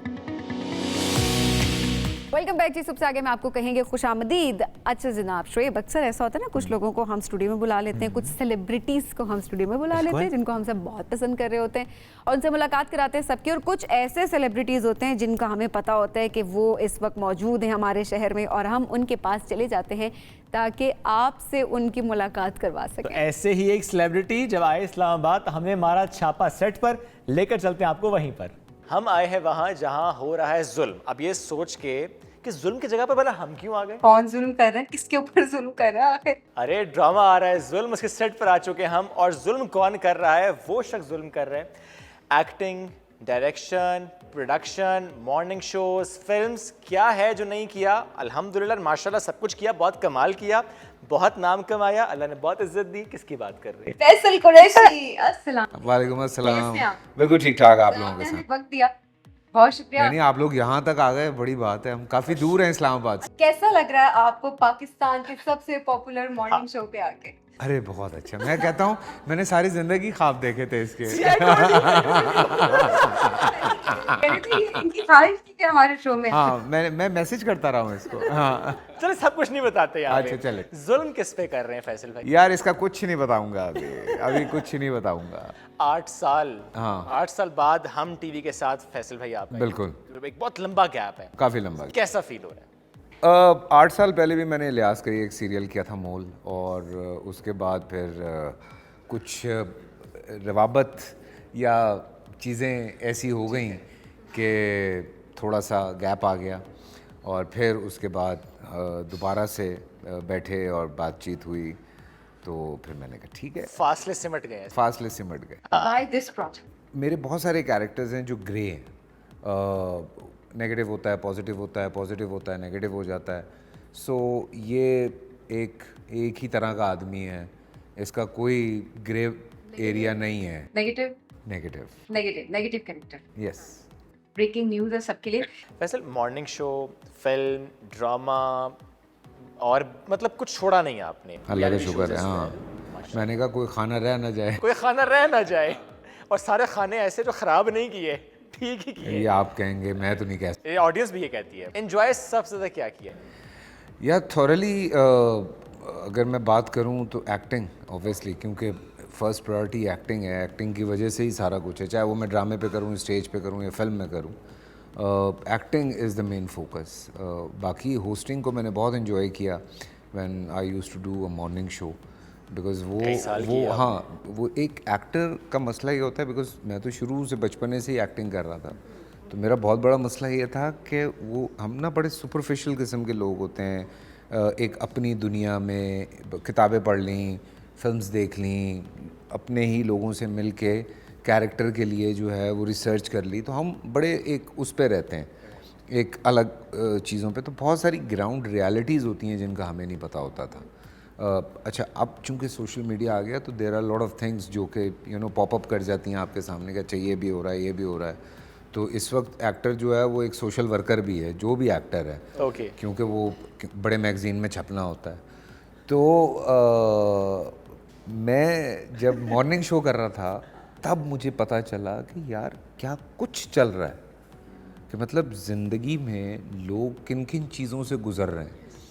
तो वो जब ग्राउंड रियलिटीज़ का पता चलना शुरू हुआ तो आप यकीन करें कि कई दफ़ा ये होता था कि मैं सेट छोड़ के जाके रो रहा हूँ, कभी मैं सर पकड़ के बैठा हुआ हूँ, कभी कुछ हो रहा है। मेरे सारे जो प्रोड्यूसर्स वगैरह थे वो थे कि मतलब इस आदमी कौन है, ये इतना सेंसिटिव क्यों है। मैंने कहा नहीं, मतलब दिस इज़, हमने देखा नहीं इस तरह से कि ऐसे ऐसे वाक़यात होते हैं, ऐसी ऐसी चीज़ें होती हैं, और वो लोग जब आके आपके सामने बैठ जाएं तो आप हिल जाते हैं बिल्कुल। तो वो काफ़ी सारी, फिर मैंने बहुत सारी ऐसी स्टोरीज़ थी जिनको मैंने यूटिलाइज़ किया, उन स्टोरीज़ को अपने ड्रामों के अंदर। अच्छा। हाँ, उसमें एक मेरी कहानी थी जिसमें वो रक्शे वाले ने अपने चारों बेटियों के गले काट दिए थे, वो हमने निकाली उसमें से। फिर एक और स्टोरी थी, एक सोशल वर्कर थी, she married to a guy was जो HIV पॉजिटिव था, to support him and spread करने के लिए कि लोगों तक अवेयरनेस पहुंचाई जाए। सो उन दो कैरेक्टर्स को उठाया, उनको ड्रामे में, तो इस तरह से आपने सोशल इश्यूज को बेसिकली हम लोग थोड़ा थोड़ा हाईलाइट करते रहे। फैसल फिटनेस का राज क्या है, बताएं, शोएब को बताएं। नहीं, शोएब माशाल्लाह मुझसे ज़्यादा फिट है यार। नहीं फैसल भाई, अब जैसे शोएब से तब पूछ ही रहे हो। आपकी थोड़ा डिसिप्लिन है खाने पीने में, क्योंकि वो सबसे ज़्यादा ज़रूरी है। खाना इज़ योर 80%, बाकी सारी चीज़ें। चाहे इसमें 2 मैंगोज हो हैं? नहीं, मैंगोज तो बिल्कुल ना हो।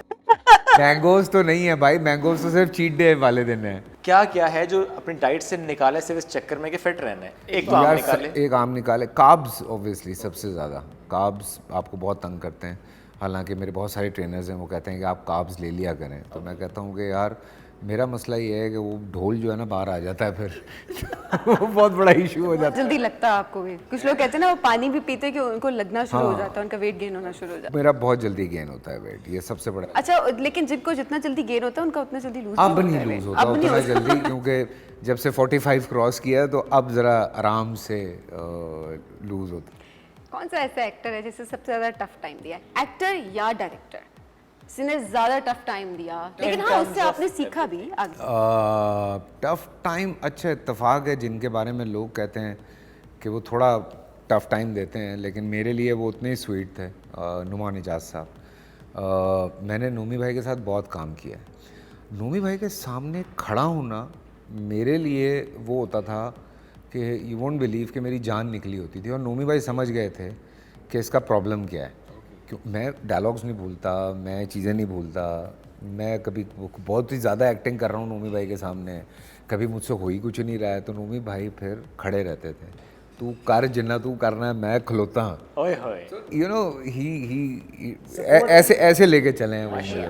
सो अल्लाह का शुक्र है, मैं बड़ा लाडला रहा हूँ, अल्लाह का शुक्र है। मैं अपने बहुत सारे सीनियर्स हैं, उनका बहुत लाडला रहा। माशाल्लाह, बहुत प्यार मिला, बहुत इज्जत मिली। अब अगर नए आने वालों की हम बात करें, जो इंडस्ट्री में नए नए लोग आए हैं, वो चाहे मेल एक्टर्स हों या फीमेल एक्ट्रेस हों। आई एम वेरी हैप्पी यार, I am actually very happy. मुझे बहुत अच्छा लग रहा है, हर साल एक लड़का या एक लड़की निकल के जो है वो सामने आता है, इतना बड़ा छा जाता है। 2023 आपकी नज़र में किसका रहा? ऑब्वियसली वहाज का, अनडाउटेडली वहाज का है ये साल। जब वो ये कहता है कि मैं बायस्ड हो जाता हूँ उसके लिए, ऑब्वियसली छोटे भाइयों की तरह है, लेकिन हकीकत यही है। पिछले साल अगर हम जाते हैं तो अहमद अली अकबर है परिजात से, अमेजिंग एक्टर। वहाज बहुत अच्छा काम कर रहा है, फिरोज़ बहुत अच्छा काम कर रहा है, इमरान अशरफ है, उससे पहले इमरान हिट हुआ, फिर फिरोज़ हिट हुआ, फिर अहमद अली अकबर हुआ, वहाज हुआ, Bilal Abbas is also very good. So you know line बहुत है। तो 2024 में किसको मुझे लग रहा है बिलाल अब्बास इन 2024 मुझे लग रहा है। और अगर हम लड़कियों में आ जाए, लड़कियों में देखें, सभी लड़कियां हैं यार, यमुना है, हानिया है, दुर्रे है, अल्लाह आपका भला करे, सारी लड़कियां इतना अच्छा काम कर रही हैं। जिसका आप ड्रामा देखने बैठते हैं आप कहते हैं यार, तो दिल से बहुत खुशी हो रही है। इंडस्ट्री में बहुत ज़्यादा टैलेंट आना शुरू हो गया। कंपटीशन बड़ा हेल्दी कंपटीशन। ज़ारा को आप देखें, आप कहते हैं यार क्या एक्ट्रेस है। इकरा को आप देखें, आप कहते हैं, आप एक का ड्रामा देख के मुड़ते हैं, दूसरी फिर आप कहते हैं यार ये तो वो और भी अच्छी है, फिर उसको वापस देखते हैं, आप कहते हैं नहीं ये और भी अच्छी है, तो समझ ही नहीं आ रहा है। और फैसल, जिस तरह एक दूसरे को सपोर्ट कर रहे होते हैं सोशल मीडिया पे, इवन आप फिल्म्स में देखें, सिर्फ अपनी फिल्म रिलीज हो रही है बेशक उसी ईद पे, लेकिन दूसरे के प्रीमियर पे सब नजर आ रहे हैं। बहुत अच्छी बात है, बहुत अच्छी बात है। मैं प्रीमियर पे नहीं जाता, मैं पैसे दे के फिल्म देखता हूँ ताकि मैं सच बोल सकूँ। जब ऑफर आती है प्रीमियर पे तो क्या कहते हैं? मैं नहीं जाता, स्ट्रेट अवे नो। अच्छा, इस ईद पे बहुत कम जाने, मैंने सारी देखी हैं। तो सबसे अच्छी कौन सी लगी? अब देखिए, क्योंकि आप पैसे दे के गए तो आप सच बोल रहे। छोटा सा ब्रेक। नहीं हमें तो ओपिनियन देना है। हम ये तो पूछेंगे नहीं कौन सी मूवी अच्छी नहीं, अच्छी सबसे कौन थी? मुझे तेरी मेरी कहानियां में जो अपना उसमें वहाज और महविश वाली, and Mahwish was outstanding in that. 123 Mahwish was out. Okay, जबरदस्त। थोड़ा सा मौजूदा हालात पे जी बिल्कुल। इस वक्त जो पाकिस्तान के मौशी हालात हैं, उसने आपको कितना हिट किया है? बहुत हिट किया है यार, बहुत परेशान किया है। हम असल में ना, हमारा मसला ये है, हम हम लोगों का हम ना एडजस्ट करते हैं हर चीज़ को। पेट्रोल महंगा हो गया, गड्डी छोटी ले लो, हाइब्रिड ले लो। हम इस पे नहीं बात कर रहे कि पेट्रोल क्यों महंगा हुआ है, वो तो दुनिया भर में हो गई तो बिजली महंगी हो गई तो पीक आवर्स में इस्तेमाल ना करो या सोलर लगा लो। पीक आवर में एसी बंद कर दो, गैस नहीं आ रही थी सिलेंडर ले आओ। तो हम हर चीज़ एडजस्टमेंट पे हमारा दिमाग ऐसा बना दिया पाकिस्तानियों का, अलाइंड है हम अलाइंड हो गए कि एडजस्ट कर लो, एडजस्ट कर। डॉक्टर बड़ा महंगा है, कोई नहीं, खाते डिस्प्रिन खा के सौ जाओ। नहीं, हमने एक दौर देखा जिसमें लोग आवाज़ उठाना शुरू हो गए थे, बात भी कर रहे थे। सो अब मेरा ख्याल है दोबारा खामोश हो चुके हैं सब। कौन निकालेगा, मुश्किल में नहीं डालते आपको, कौन निकालेगा पाकिस्तान को मुश्किल से? अल्लाह के सिवा कोई नहीं, किसी पे कोई भरोसा नहीं है। अल्लाह सिर्फ लीडर्स पे, मौजूदा लीडर्स पे जिस दिन अल्लाह को रहम आ गया। देखें, मैं आपको एक सच्ची बात बताऊं, कुछ कारस्तानियाँ हमारी भी हैं, ठीक है, बिजलियाँ हमने चोरी की हैं, गैसें हमने चोरी की हैं, ठीक है, सड़कों का सत्यानाश हमने किया है, हमने गटर के ढक्कन नहीं छोड़े, बेईमानियाँ हमने की हैं। एक जॉब अगर फॉर एग्ज़ाम्पल मैं नाम नहीं लेता, उस जॉब पे एक बंदे की ज़रूरत है तो वहाँ 15 बंदे कोटा सिस्टम के थ्रू लग के काम कर रहे हैं। ख़जाने आपके खाली हो रहे हैं, ट्रेनें आपकी फारिग हुई हुई हैं, जहाज़ आपके फारिग हुए हैं। कौन कर रहा है? हम पाकिस्तानी कर रहे हैं। बट मैं वो इसीलिए बार बार कहता हूँ कि सिर्फ अल्लाह हमें बचा सकता है इन चीज़ों से। बहुत सिस्टम सही करने की ज़रूरत है। अल्लाह करे कि लोगों को अकल आए, लोग ये समझें कि जो लोग आज़ाद नहीं हैं वो किस तरह से ज़िंदगी गुजारते हैं। सिर्फ ये समझें, जो आज़ादी का मज़ा है कि कहीं भी आप पान की पीक फेंक देते हैं, ठीक है ना, कहीं से भी आप तार काट के ले जाते हैं, कहीं से भी आप किसी का मोबाइल छीन लेते हैं। हमारे कराची में तो मुझे लगता है ये वो है कि आप सिग्नल तोड़ के ना घर आके बताते हैं आज तेरे भाई ने 4 सिग्नल तोड़े हैं। मुझे ऐसा लगता है कि कराची में ये वाला नहीं, मैं नहीं तोड़ता भाई। मतलब मेरे साथ ये हो चुकी है, मैं इंटरव्यू में बता चुका हूँ कि मैं सीट बेल्ट लगाई हुई थी तो एक बाइक वाला मेरे साथ से गुजरा, कहता ओहो मम्मी डैडी। तो मैंने कहा ये क्या बात करके गया यार। ये कराची में हुआ था? हाँ, कराची में हुआ मेरे साथ। जबरदस्त। फैसल, बेहतरीन दोस्त तब तक कौन सा मिला है? सबको पता है, सबको पता है, एजाज असलम। हाँ। अच्छा, कितनी पुरानी दोस्ती आप दोनों? अल्हम्दुलिल्लाह 22 साल से ज़्यादा हो गए। 22 साल से ज़्यादा। मुलाकात कैसे हुई थी उनसे? ठीक है, अवार्ड शो पे मुलाकात हुई थी अचानक से। वो बड़ी मज़े की बात करता है जब भी करता है, और ये बात मैं बता देता हूँ, आप लोग एंजॉय करेंगे। वो हुआ ये कि मेरा एक ड्रामा था हरजाई, वो ऑन एयर गया, उसके लिए मैं नॉमिनेटेड था। सो मुझे अवार्ड नहीं मिला, अवार्ड हुमायूं को मिल गया एज़ यूजुअल। और हाँ, तो क्योंकि जब हुमायूं नॉमिनेशन में होता था तो हुमायूं को अवार्ड मिलता है हमेशा से, ही इज़ अ सुपरस्टार, उसमें कोई दूसरी राय नहीं है। तो अवार्ड हुमायूं को मिल गया। अच्छा, हम सारे पुराने दोस्त हैं, तो एजाज़ उसके पास गया, मैं पीछे चलता हुआ आ रहा था, तो मुझे याद है अभी भी, सवेरा मेरे साथ थी और मुझे कह रही कोई नहीं होता है। मैंने कहा हाँ खैर है यार, मेरे साथ 2 दफ़ा हो चुकी है। उस वक्त 2-3 दफ़ा ही हुई थी। तो जैसे मैं बूटे का मुझे नहीं मिला था, वो भी हुमायूं को मिल गया था। तो चलते हुए आ रहे हैं तो एजाज़ मेरे आ गया था, तो हुमायूं सीढ़ियों से उतरा तो उसे कहता है भाई अवार्ड फैसल कुरैशी का था, तुम्हें हमें मिल गया। तो मैंने उसको यूँ करके जाते हुए देखा है कि मैं इस आदमी को इतना जानता भी नहीं हूँ और ये मेरी बात कर गया यहाँ पे। मैंने कहा यार अच्छा। तो फिर उसके बाद से मैंने दोस्ती का हाथ बढ़ाया और फिर ऐसी दोस्ती हुई कि आज तक है। अल्हम्दुलिल्लाह हम सबकी दोस्ती है, लेकिन एजाज़ से ज़रा ज़्यादा कनेक्शन है, हुमायूं से भी है, दान से भी है। एजाज से फट्टा हुआ कभी? एजाज से फड्डा नहीं होता, नाराज़ हो जाता है अजीब सी बात पे कि मैंने जवाब नहीं दिया किसी बात का, या मैंने उसकी कोई बात नहीं मानी, तो वो तो सहेलियां आके हाँ ऐसे बिल्कुल जैसे बीवी नाराज़ होती है ना, बिल्कुल ऐसे नाराज़ होता है। मनाते कैसे हैं फिर? 2-3 दिन छोड़ देता हूँ, मुझे पता है, और बिल्कुल वैसे मनाता हूँ जैसे मैं अपनी बीवी को मनाता हूँ। 2-3 दिन छोड़ लेता हूँ, उसके बाद मैसेज करूँगा बात करनी है तो कहेगा हाँ यार वो दिन मूड ऑफ था तो चलो हो गया। फैसल, कैसे मैनेज करते हैं फैमिली लाइफ और काम को? काम इतने ड्रामे किए, अभी खुद भी बताया, अभी भी काम कर रहे हैं, उसके अलावा हमने क्या, डायरेक्टर, प्रोड्यूसर, असल में एक्टर, अब ना बड़ा स्केजुलाइज्ड हो गया है सारा कुछ, अब तो बहुत आसान हो गया है। सुबह आराम से आप 10-11 बजे तक शूट पे जाते हैं, रात को 9-9:30 बजे तक आप काम करते हैं, घर आ जाते हैं, संडे को ऑफ होते हैं। शहर जा रहे हैं ना? अब अभी ये हो गया, इत्तेफाक ही हो गया, बल्कि कल ही मैं अपनी बीवी से ये बात कर रहा था। मैंने कहा बड़े हमारी कोई 13 साल ज़िंदगी में ये पहली दफ़ा हुआ है कि वो अभी 2 महीने शी वॉज़ इन इंग्लैंड और मैं यहाँ पे था, फिर मैं गिलगित चला गया, फिर मैं वहाँ से वापस आया, वो आई है, उसके 6 दिन के बाद मैं इस्लामाबाद आ गया हूँ, मैं यहाँ से और आगे चला जाऊँगा। दूरी कैसे बर्दाश्त हो रही है? 4 महीने होने को आ गए हैं और हमारी तो मैंने कहा यार इस बात को पे कभी लड़ाई भी हो जाती है कि नहीं? नहीं, अंडरस्टैंड हो चुके आप हैं। कर चुकते हैं, बिकॉज अब 2 बच्चे हैं, उसकी मती वजी रहती है हर वक्त।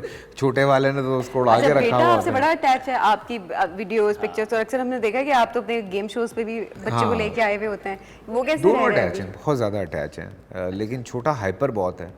आयत मेरी इतनी हाइपर नहीं है, फरमान बहुत हाइपर। नहीं, ये आप लेके इसलिए जाते हैं सेट पे कि भाभी को जरा सुकून घर पे हाँ, मिल थोड़ा जाए। सुकून। मैं सच्ची बताऊँ, जब मैं घर पे होता हूँ, मैं ग्रॉसरी करने जा रहा हूँ, मेरे साथ जाएगा। मैंने अगर बाल कटवाने हैं, वो मेरे साथ जाएगा। मैं अगर कहीं बाहर जा रहा हूँ, कुछ भी करना है, तो मैं उसको साथ ही, वो कहती खुदा के लिए ले जाओ, तो मैं कहता हूँ अच्छा आ जाओ। Because he is very hyper, he is very hyper. जैसे मैं हूँ, वो मतलब बाप पे गया बहुत ज़्यादा। एक छोटा सा रैपिड फायर है हमारे पास, है ना, वो लास्ट, बस उसके बाद हम आपकी जान छोड़ेंगे, आप अपने शूट पे वापस जाएं। Thank you. मौका दिया जाए कि किसी की जासूसी करनी है तो किसकी जासूसी करेंगे? नहीं करूँगा, मैं नहीं हूँ ऐसा। कोई ऐसा एम्बैरेसिंग मोमेंट जिंदगी का जो कि आज तक याद है? बड़ी दफ़ा होता है जब इतने साल काम करने के बाद लोग आके आपसे पूछते हैं कि आप क्या करते हैं? Really? हाँ, ये ऐसा कभी होता हो है? जाता है ये। अच्छा, अभी तक होता अभी है? तक होता है। ट्रैवल का मौका मिले तो अब कौन सा ऐसा मुल्क है कि या कौन सी ऐसी जगह है जहाँ पर जाना चाहेंगे? टर्की। Okay, Turkey. हाँ। Hidden talent? हिडन टैलेंट नहीं है, सब कुछ पब्लिक के सामने है। वैसे सब कुछ तो कर लिया सब हमने। कुछ तो कर लिया, क्रिकेट भी अब तो वीडियो लग आप कुछ जाती है। नया कर रहे होते हैं ना, तो हो सकता है कोई ऐसी चीज़ जो और करना Hidden चाहते हैं। talent, ना मुझे पेंटिंग आती है, ना गाना गाना आता है, ना गिटार बजाना आता है, ना कोई और काम आता है।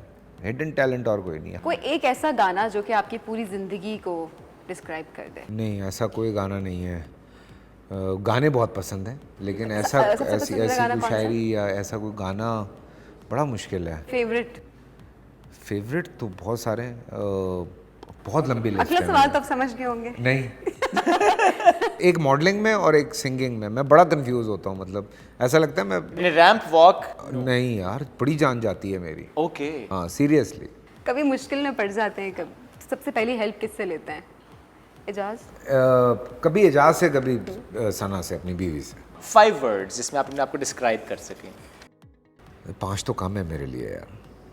टॉप 5। टॉप 5। नहीं यार, मैं बड़ा फोकस्ड हूँ। कोशिश करता हूँ कि ज़िंदगी में हर मामले में फोकस्ड रहूँ। फोकस्ड? हाँ, और लॉयल हूँ। जो भी काम कर रहा हूँ, या रिश्ता है, या दोस्ती है, या कुछ भी है, even on work I am very loyal. Number 3, मुझे लगता है, पता नहीं, कि मैं कुछ मामलों में क्रिएटिव हो जाता हूँ। और अब तो फिटनेस फ्रीक हो गया हूँ, तो 4 हो गए। और डिसिप्लिन्ड है, पंक्चुअल है। पंक्चुअल। कपड़े किसकी चॉइस से पहने? अपनी जाती। कभी कोई कह दे कि ये ना पहनो तो क्या जवाब होता है? मैं कहता हूँ तुमसे ज़्यादा मुझे पता है। हाँ, क्योंकि खुद ही बनाता हूँ मैं कपड़े और खुद ही पहनता हूँ। अपनी डिजाइनिंग? यस। वेरी नाइस, जबरदस्त। Thank you. डिजाइनर छुपा हुआ है आपके अंदर। हाँ, ये है हिडन टैलेंट। ये हिडन टैलेंट था। अगला सवाल बस ये था, ऐसी कोई बात जो दुनिया नहीं जानती, तो आज ये बात है कि he is a designer himself. हाँ। सिर्फ अपने डिजाइन करते हैं या नहीं, अभी तो अपने कर रहा हूँ, अभी अनकरीब सबके लिए करना शुरू कर दूंगा। अपने नाम से ब्रांड लॉन्च कर रहे जी, हैं? अपने ब्रांड्स नाम से। ये भी एक खबर है। हाँ, ये भी यार, तुम्हारे शो पे तो सब निकल गया। ये तो इतनी खबरें हमें फैसल मिल गई कुरैशी का आज। ब्रांड लॉन्च होने वाला है। बहुत कब जल्द। लॉन्च हो रहा है? इंशाल्लाह अगले महीने। नाम क्या होगा? Faisal Qureshi. FQ and Benny. Benny is a friend of mine. हम दोनों मिलके कर रहे हैं। जबरदस्त। Great to have you Faisal भाई। बहुत शुक्रिया Thank you Faisal, so much. बहुत मजा Thank आया you. आपसे गपशप करके, और बहुत सारी ब्रेकिंग न्यूज़ हमें मिल चुकी है जो हम बहुत जल्द अपने शो पे But there is no controversy, right? There is no no controversy. Controversy. Break लेंगे नाज़रीन, ब्रेक से वापस आएंगे साथ में।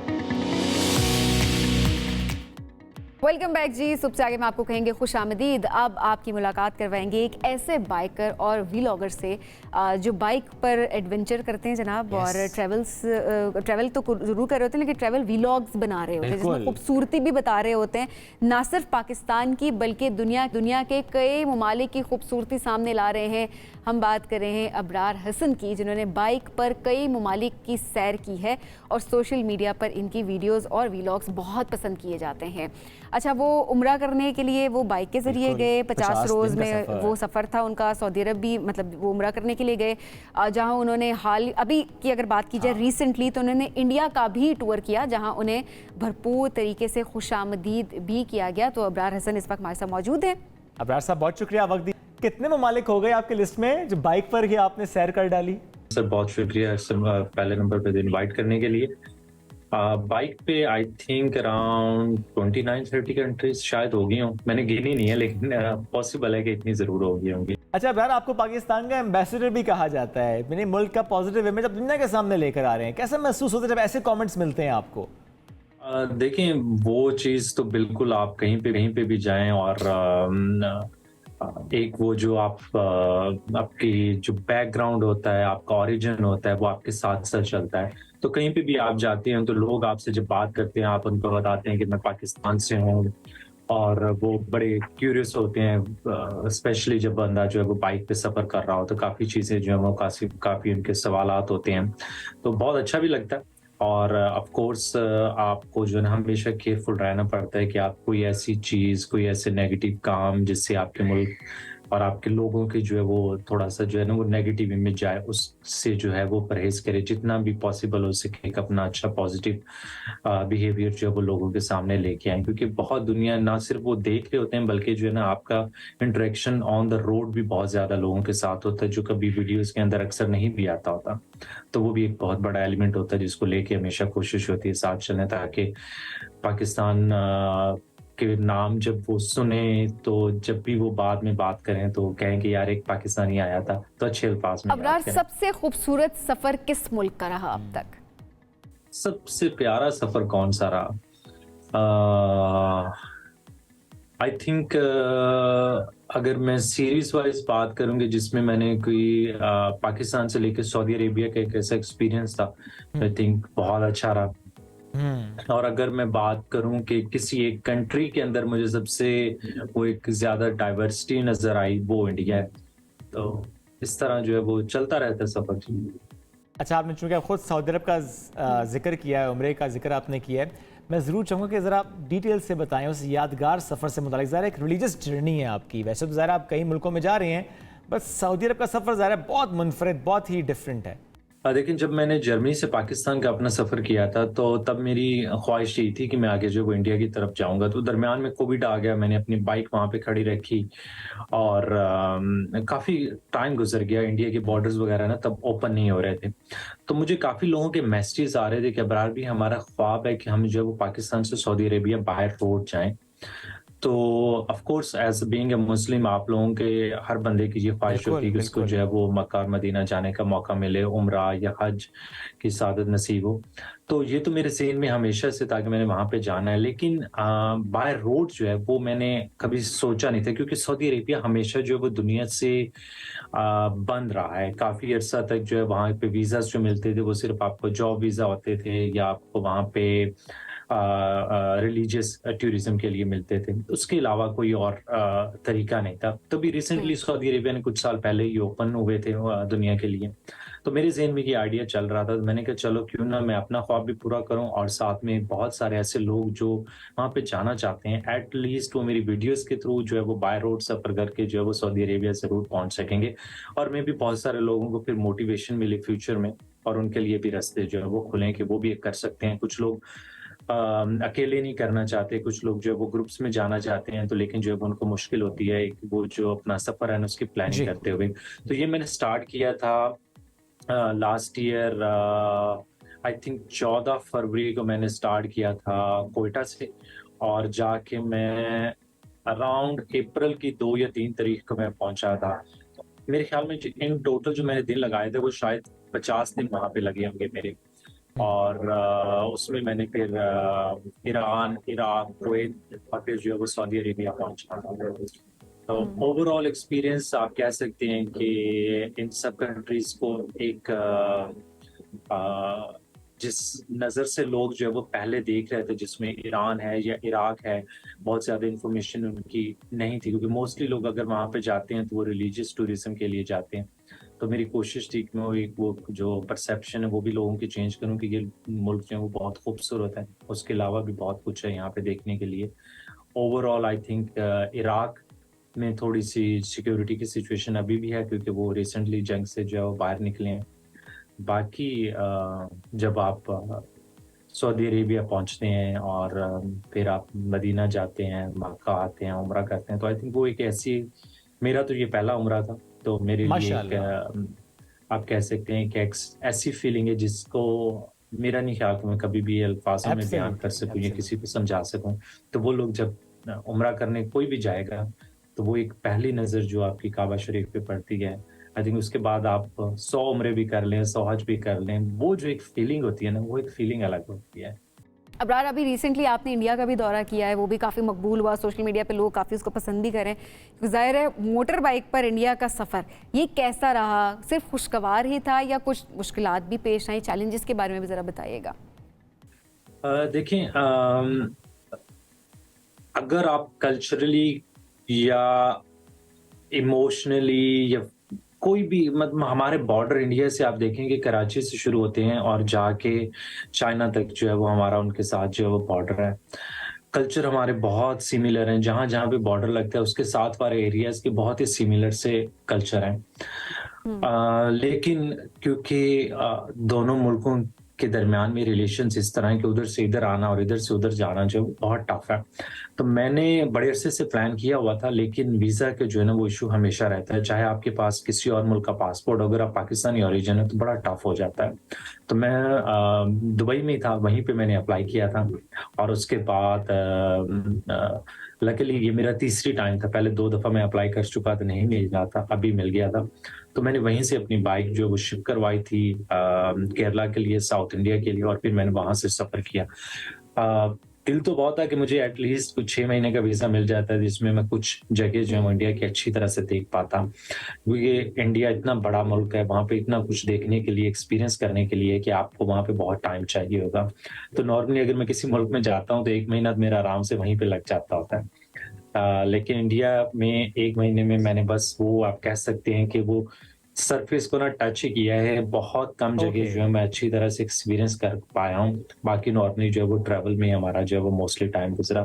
लेकिन ये एक ऐसा यादगार सफ़र था जिसको शायद जिन लोगों ने वीडियोस में भी देखा है और मैंने जिसको एक्सपीरियंस किया है, वो एक ऐसा मतलब आप उसको पूरी ज़िंदगी जो है वो याद रखेंगे। कभी आपको दोबारा मौका मिले, आई होप कि मिलेगा मुझे दोबारा मौका इंडिया जाने का, लेकिन अगर कभी नहीं भी मिलता तो फिर भी ये एक ऐसा सफर होगा जिसको मैं हमेशा जो वो जब भी सोचूंगा इसके बारे में जरूर सोचूंगा। और कभी ऐसा हुआ कि घर वालों ने फरमाइश की और जिद की हो कि हम भी साथ जाएंगे जनाब सफर पे? बाइक पे कभी नहीं जिद करते कि साथ लेके जाएं, लेकिन जब आप वापस आते हैं तो उसके बाद आपकी कोशिश यही होती है कि जो आप फैमिली को कहीं जो ऐसी जगह जहाँ पे फैमिली कंफर्टेबल हो, आप इजीली रिलैक्स कर सकते हो, क्योंकि बाइक का ट्रैवल जो है कि इस तरह का ट्रैवल है जिसको आप मतलब वो देखने में तो बहुत सारी चीज़ें बड़ी खूबसूरत लग रही होती हैं, बहुत अच्छी लग रही होती है, कंफर्टेबल लग रही होती हैं, लेकिन जब आप ट्रैवल करते हो तो एक छोटी छोटी चीज़, अगर मौसम सही नहीं है, गर्मी है, सर्दी है, बारिश हो रही है, वो सारे एलिमेंट्स जो है ना आप महसूस करेंगे, आप फील करेंगे। और वो बहुत सारे लोग जो है ना वो देखते तो हैं, लेकिन जब वो खुद करने जाते हैं तो शायद पहले दिन ही वो कहते हैं भाई बस हो गया, अब नहीं होता हमसे ये। इसमें कोई शक नहीं, बाइक बाकी चैलेंजिंग रहता है। पंक्चर हो जाए तो क्या करेंगे, ये सवाल भी कर लेते हैं कि वैसे कितनी बार पंक्चर हुआ है इनका? बाइक पंक्चर आई थिंक पहली बार जो मेरा बाइक पंक्चर हुआ था, कहाँ पे हुआ था एग्जैक्टली?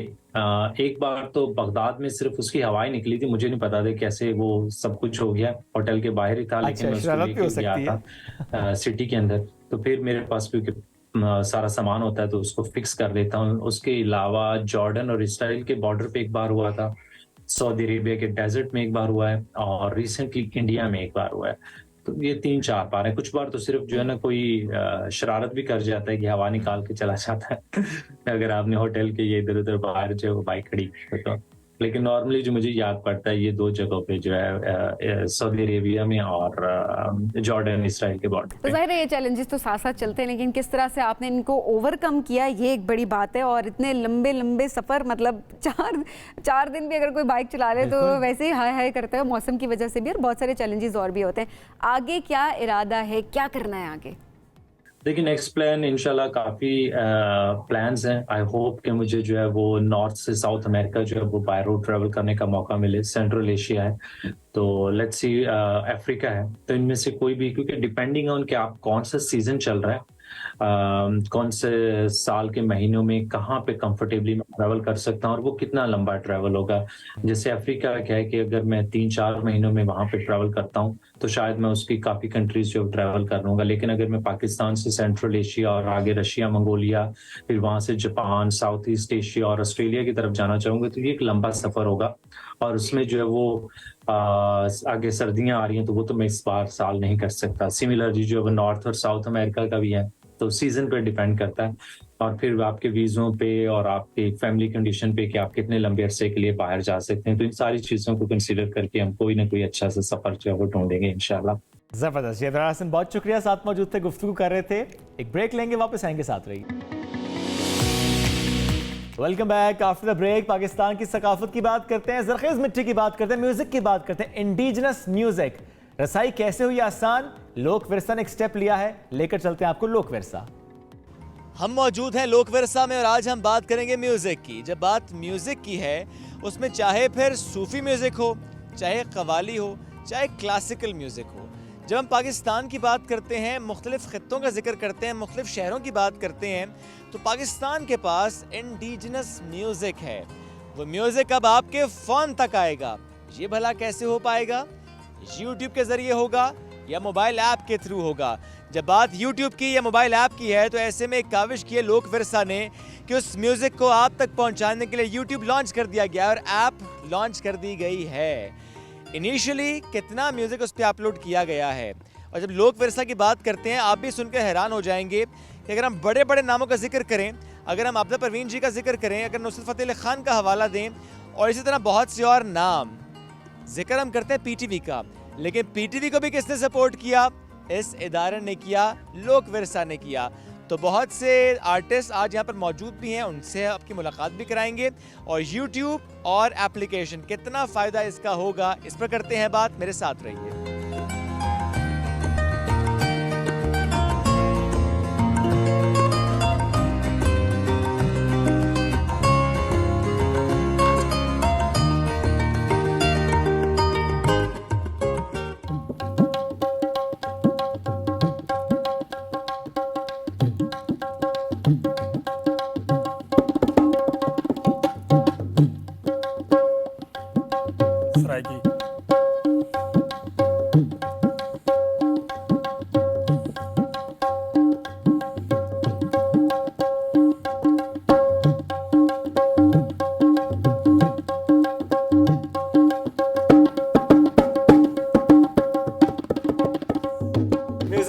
कर रहे हैं, लोक विरसा में है आज़म हुसैन जोगी साहब, राजस्थान से इनका ताल्लुक है, तबला नवाज हैं। और ये सुन के मैं भी बड़ा हैरत ज़दा हो गया कि जो हम गुफ्तगू करें, जो लफ्ज़ हम अदा करें, जो जुमला हम इस्तेमाल करें, उसको ट्रांसलेट करते हैं ये म्यूज़िक की लैंग्वेज में। अस्सलाम वालेकुम, कैसे हैं? वालेकुम सलाम, अल्लाह का करम है जी।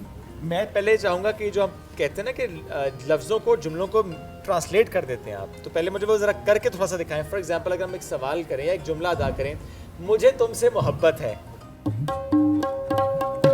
मुझे तुमसे मोहब्बत नहीं है, आप बताइए लैंग्वेज कहाँ से सीखी है? ये लैंग्वेज बनानी पड़ती है। खुद बनाई आपने? कहीं से सीखी नहीं है? जी नहीं। तो जो भी जुमला हो वो आप इसमें ट्रांसलेट कर लेते हैं। कितना अरसा हो गया तबले के साथ? ये इसमें आप अरसे का तो नहीं कह सकते, ये हमें गुरती होती है। अच्छा। हमारे खून और दूध में ये म्यूज़िक है, क्योंकि राजस्थानी फैमिली से हमारा ताल्लुक़ है, तो म्यूज़िक है ना जो वो राजस्थान में ही है। अच्छा। ये जितनी ज़ुबानें आप सुन रहे हैं इनमें म्यूज़िक नहीं है। म्यूज़िक की ज़ुबान जो है वो राजस्थान है और संगीत भी राजस्थानी ज़ुबान में लिखा हुआ। हमारी पूर्वी ज़ुबान है मारवाड़ी। अच्छा, अब अपने गुड़ती में है, फिर भी उस्ताद होता है कोई? उस्ताद ज़रूरी है जी। अच्छा। ये मेरे उस्ताद जी हैं जो अल्ताफ़ हुसैन ताफ़ो, इनके साहबजादे हैं एजाज़ हुसैन बल्लू साहब, वो मेरे उस्ताद जी हैं। मुज़फ़्फ़र अली बरकी साहब जॉइंट सेक्रेटरी भी हैं और एग्जीक्यूटिव डायरेक्टर लोक विरसा का चार्ज भी इनके पास है, साथ मौजूद हैं। अस्सलाम वालेकुम जी, कैसे हैं? सलाम, ठीक ठाक। सर, यूट्यूब और एप्लीकेशन कितना वक्त लगा, कितनी मेहनत लगी इसके बनाने में? सर बात ये है कि ये एक ऐसा टास्क था जो हमारे हवाले कर दिया गया और इसमें मेरे जितने स्टाफ हैं या ऑफिसर हैं उन्होंने जो रोल और किरदार अदा किया, बिल्कुल मेरे पास वही अल्फाज नहीं है जो मैं उनके अप्रिशिएट कर लूँ। यानी वो अप्रिशिएशन से भी ज़्यादा है, हकीकत भी है ये, क्योंकि ये इतना छोटा सा काम नहीं था लेकिन बहुत बड़ा काम था। लेकिन हमारे जितने जो लोक विरसा के ऑफिशियल थे उन्होंने बहुत ही अच्छी तरीके से अंजाम को पहुंचा दिया। तू बेली ते सब जग बेली होवन बेली भी बेली सजना बाज मुहम्मद बख्शा ए सूंजी पई हवेली। मोहम्मद अख्तर महर साहब रावलपिंडी से इनका ताल्लुक है, पहुंचे अमेरिका भी हैं और एक बार नहीं 2 बार गए हैं, दोनों बार अवार्ड लेकर आए हैं। इनसे मुलाकात करते हैं। अस्सलाम वालेकुम जी, कैसे हैं? वालेकुम सलाम जी। गाते भी हैं और बहुत से म्यूजिकल इंस्ट्रूमेंट भी बजाते हैं, कब से, कितने अरसे से? ये तकरीबन मुझे बचपन में ही शौक था इसका, इसलिए कि मेरे चाचा जो अलहाज मोहम्मद शफी थे, जिन्होंने तकरीबन 30 साल की सर्विस उनकी लोक विरसा की, और मेरी भी मेरे ख्याल में 15 से ऊपर साल की सर्विस है। अच्छा, और क्या क्या बजाते हैं? मैं जी हारमोनियम बजाता हूँ। वैसे तो मेरा बेसिकल काम गाना है। ठीक है जी, मगर ये सब चीज़ों को मैं चार्ज करता हूँ। है ना, अनवर साहिबा साथ मौजूद हैं, डिप्टी डायरेक्टर हैं, मीडिया को देखती हैं लोक विरसा के। अस्सलाम वालेकुम जी, कैसी हैं? वालेकुम सलाम, ठीक ठाक। है ना, कई दिन का सफ़र है ये, ज़ाहिर है आप लोगों ने मेहनत की, और यूट्यूब का क़याम वैसे ही मुश्किल, और फिर जब पाकिस्तान की बात है, मुख्तलिफ सूबों का जिक्र है, शहरों की बात है, बहुत सा म्यूज़िक है, we have rich music. Selection कैसे करती रहीं और कैसे इसका आगाज़ हुआ? ये तो एक ख़जाना है, इस ख़जाने को तो ढूंढने में ही मेरे ख्याल से सालों लग जाएंगे, क्योंकि वी हैव ऑलमोस्ट 20,000 आवर्स, जो उसमें से हमारे ऑलमोस्ट आप समझ लें कि 1,500 आवर्स जो हमारे पब्लिश्ड हुए होंगे सीडीज़ पे और डीवीडीज़ पे, और वो इनिशिएटिव भी आज से 15-20 साल पहले लिया गया था, और उसके बाद खामोशी ही रही। लेकिन अभी इस गवर्नमेंट में हमें ये कहा गया कि आपने इसको यूट्यूब चैनल को लॉन्च करना है, और first time in the history of Pakistan cultural music पे एक ऐप जो कि आप किसी अपने फ़ोन पे अगले 2 दिन में डाउनलोड कर सकते हैं। जैसे आप स्पॉटिफाई सुनते हैं, जैसे आप साउंड क्लाउड सुनते हैं, इसी तरह आप सकाफ़ती गाने भी उस पर सुन सकेंगे। जहाँ तक बात कर रहे हैं आप सिलेक्शन की, तो वो एक बहुत बड़ा चैलेंज था। 10-15 रातें हम सो नहीं सके, और दिन रात लगा कर हमने उनमें से सेलेक्टिव सॉन्ग, क्योंकि हमारे पास इतना टाइम नहीं था, अभी हम इसको कंटिन्यू करेंगे, लेकिन हमने फिर भी 100 सॉन्ग्स को, आप सोचें 1974 से लेके और ऑलमोस्ट 1995 तक के सॉन्ग्स को ठीक करना, क्योंकि वो ह्यूमिडिटी में पड़े हुए थे, उनकी हालत ख़राब थी, डिफरेंट पूल्स पे थे और डिफरेंट फॉर्मेट्स पे थे, उनको फिर हमने ट्रांसफ़र करके फिर उनका आर्ट वर्क करना, फिर ये सारी चीज़ें करनी, तो ये एक बहुत लंबी कहानी है। ज़रा बताइए तो कब से लोक विरसा से वाबस्ता हैं आप? लोक विरसा से तो तकरीबन 14-15 साल से ऊपर हो गया है, क्योंकि हमारी जो एंट्री है 2000 से पहले हुई है इस्लामाबाद में। उसके बाद फिर ये मोहम्मद अकरम, ये एक ही ग्रुप हमारा यहाँ रहा। ये बेटे को ज़बरदस्ती लेकर आए हैं इस फील्ड में कि बेटे का अपना शौक था? नहीं, इसका अपना शौक था। अच्छा। आज क्योंकि ये हमारा दादा परदादा सब गाते ही थे, क्योंकि ये हमारी फील्ड है, बाकी जो काम करें, मगर ये जो कल्चर और फोक जो है ये हमारा विरसा है। और इस्लामाबाद में ज़ाहिर है इस तरह डिफरेंट ड्रेसिंग तो ज़्यादा लोग अट्रैक्ट भी होते हैं, बहुत लोग सेल्फीज भी लेते होंगे। हाँ बिल्कुल, सारे खुश होते हैं, हर लिहाज से आते हैं और खुश हो जाते हैं। अल्लाह बहुत इज्जत दे। आज क्या सुनाएंगे हमें? आज इसलिए कि इस्लामाबाद में हम बैठे हुए हैं, तो उर्दू ज़बान जो है हमारी कौमी ज़बान भी है, इसलिए हम हर ज़बान में इधर गाते रहते हैं, जो हमारा ग्रुप है। तो आज शाह अब्दुल लतीफ़ भिटाई रहमतुल्लाह अलैह का कलाम है, और उसको शेख हयाज ने उर्दू में कन्वर्ट किया है। आज तुझ पर है मेहरबान जोगी, कल न जाने हो, कल न जाने हो फिर कहाँ जोगी। आज तुझ पर है मेहरबान जोगी, आज तुझ पर है मेहरबान जोगी। जोगी जोगी जोगी जोगी जोगी।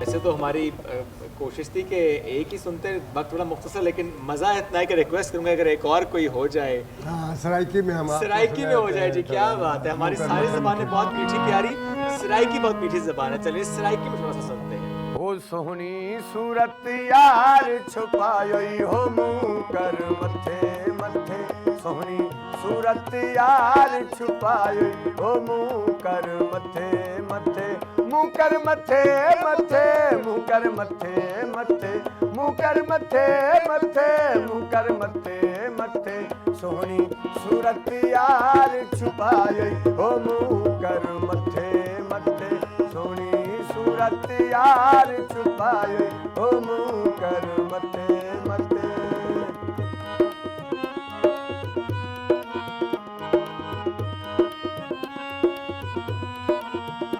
एक आदत दिलड़ी खसन दी ब्याह मैं कनु दूर रहन दी एक आदत दिलड़ी खसन दी ब्याह मैं कनु दूर रहन दी त्रिजा रीत सिखा है रुसन दी हो मुंह कर मथे मथे त्रिजा रीत सिखा है रुसन दी हो मुंह कर मथे। तो शुएब, अब ये म्यूजिक हम सब की रसाई तक है। बिल्कुल। और इसी के साथ आज के प्रोग्राम से इतना ही। दोबारा मुलाकात कल करेंगे। बहुत सा ख्याल रखिए, दुआ में याद रखिए। अल्लाह हाफिज।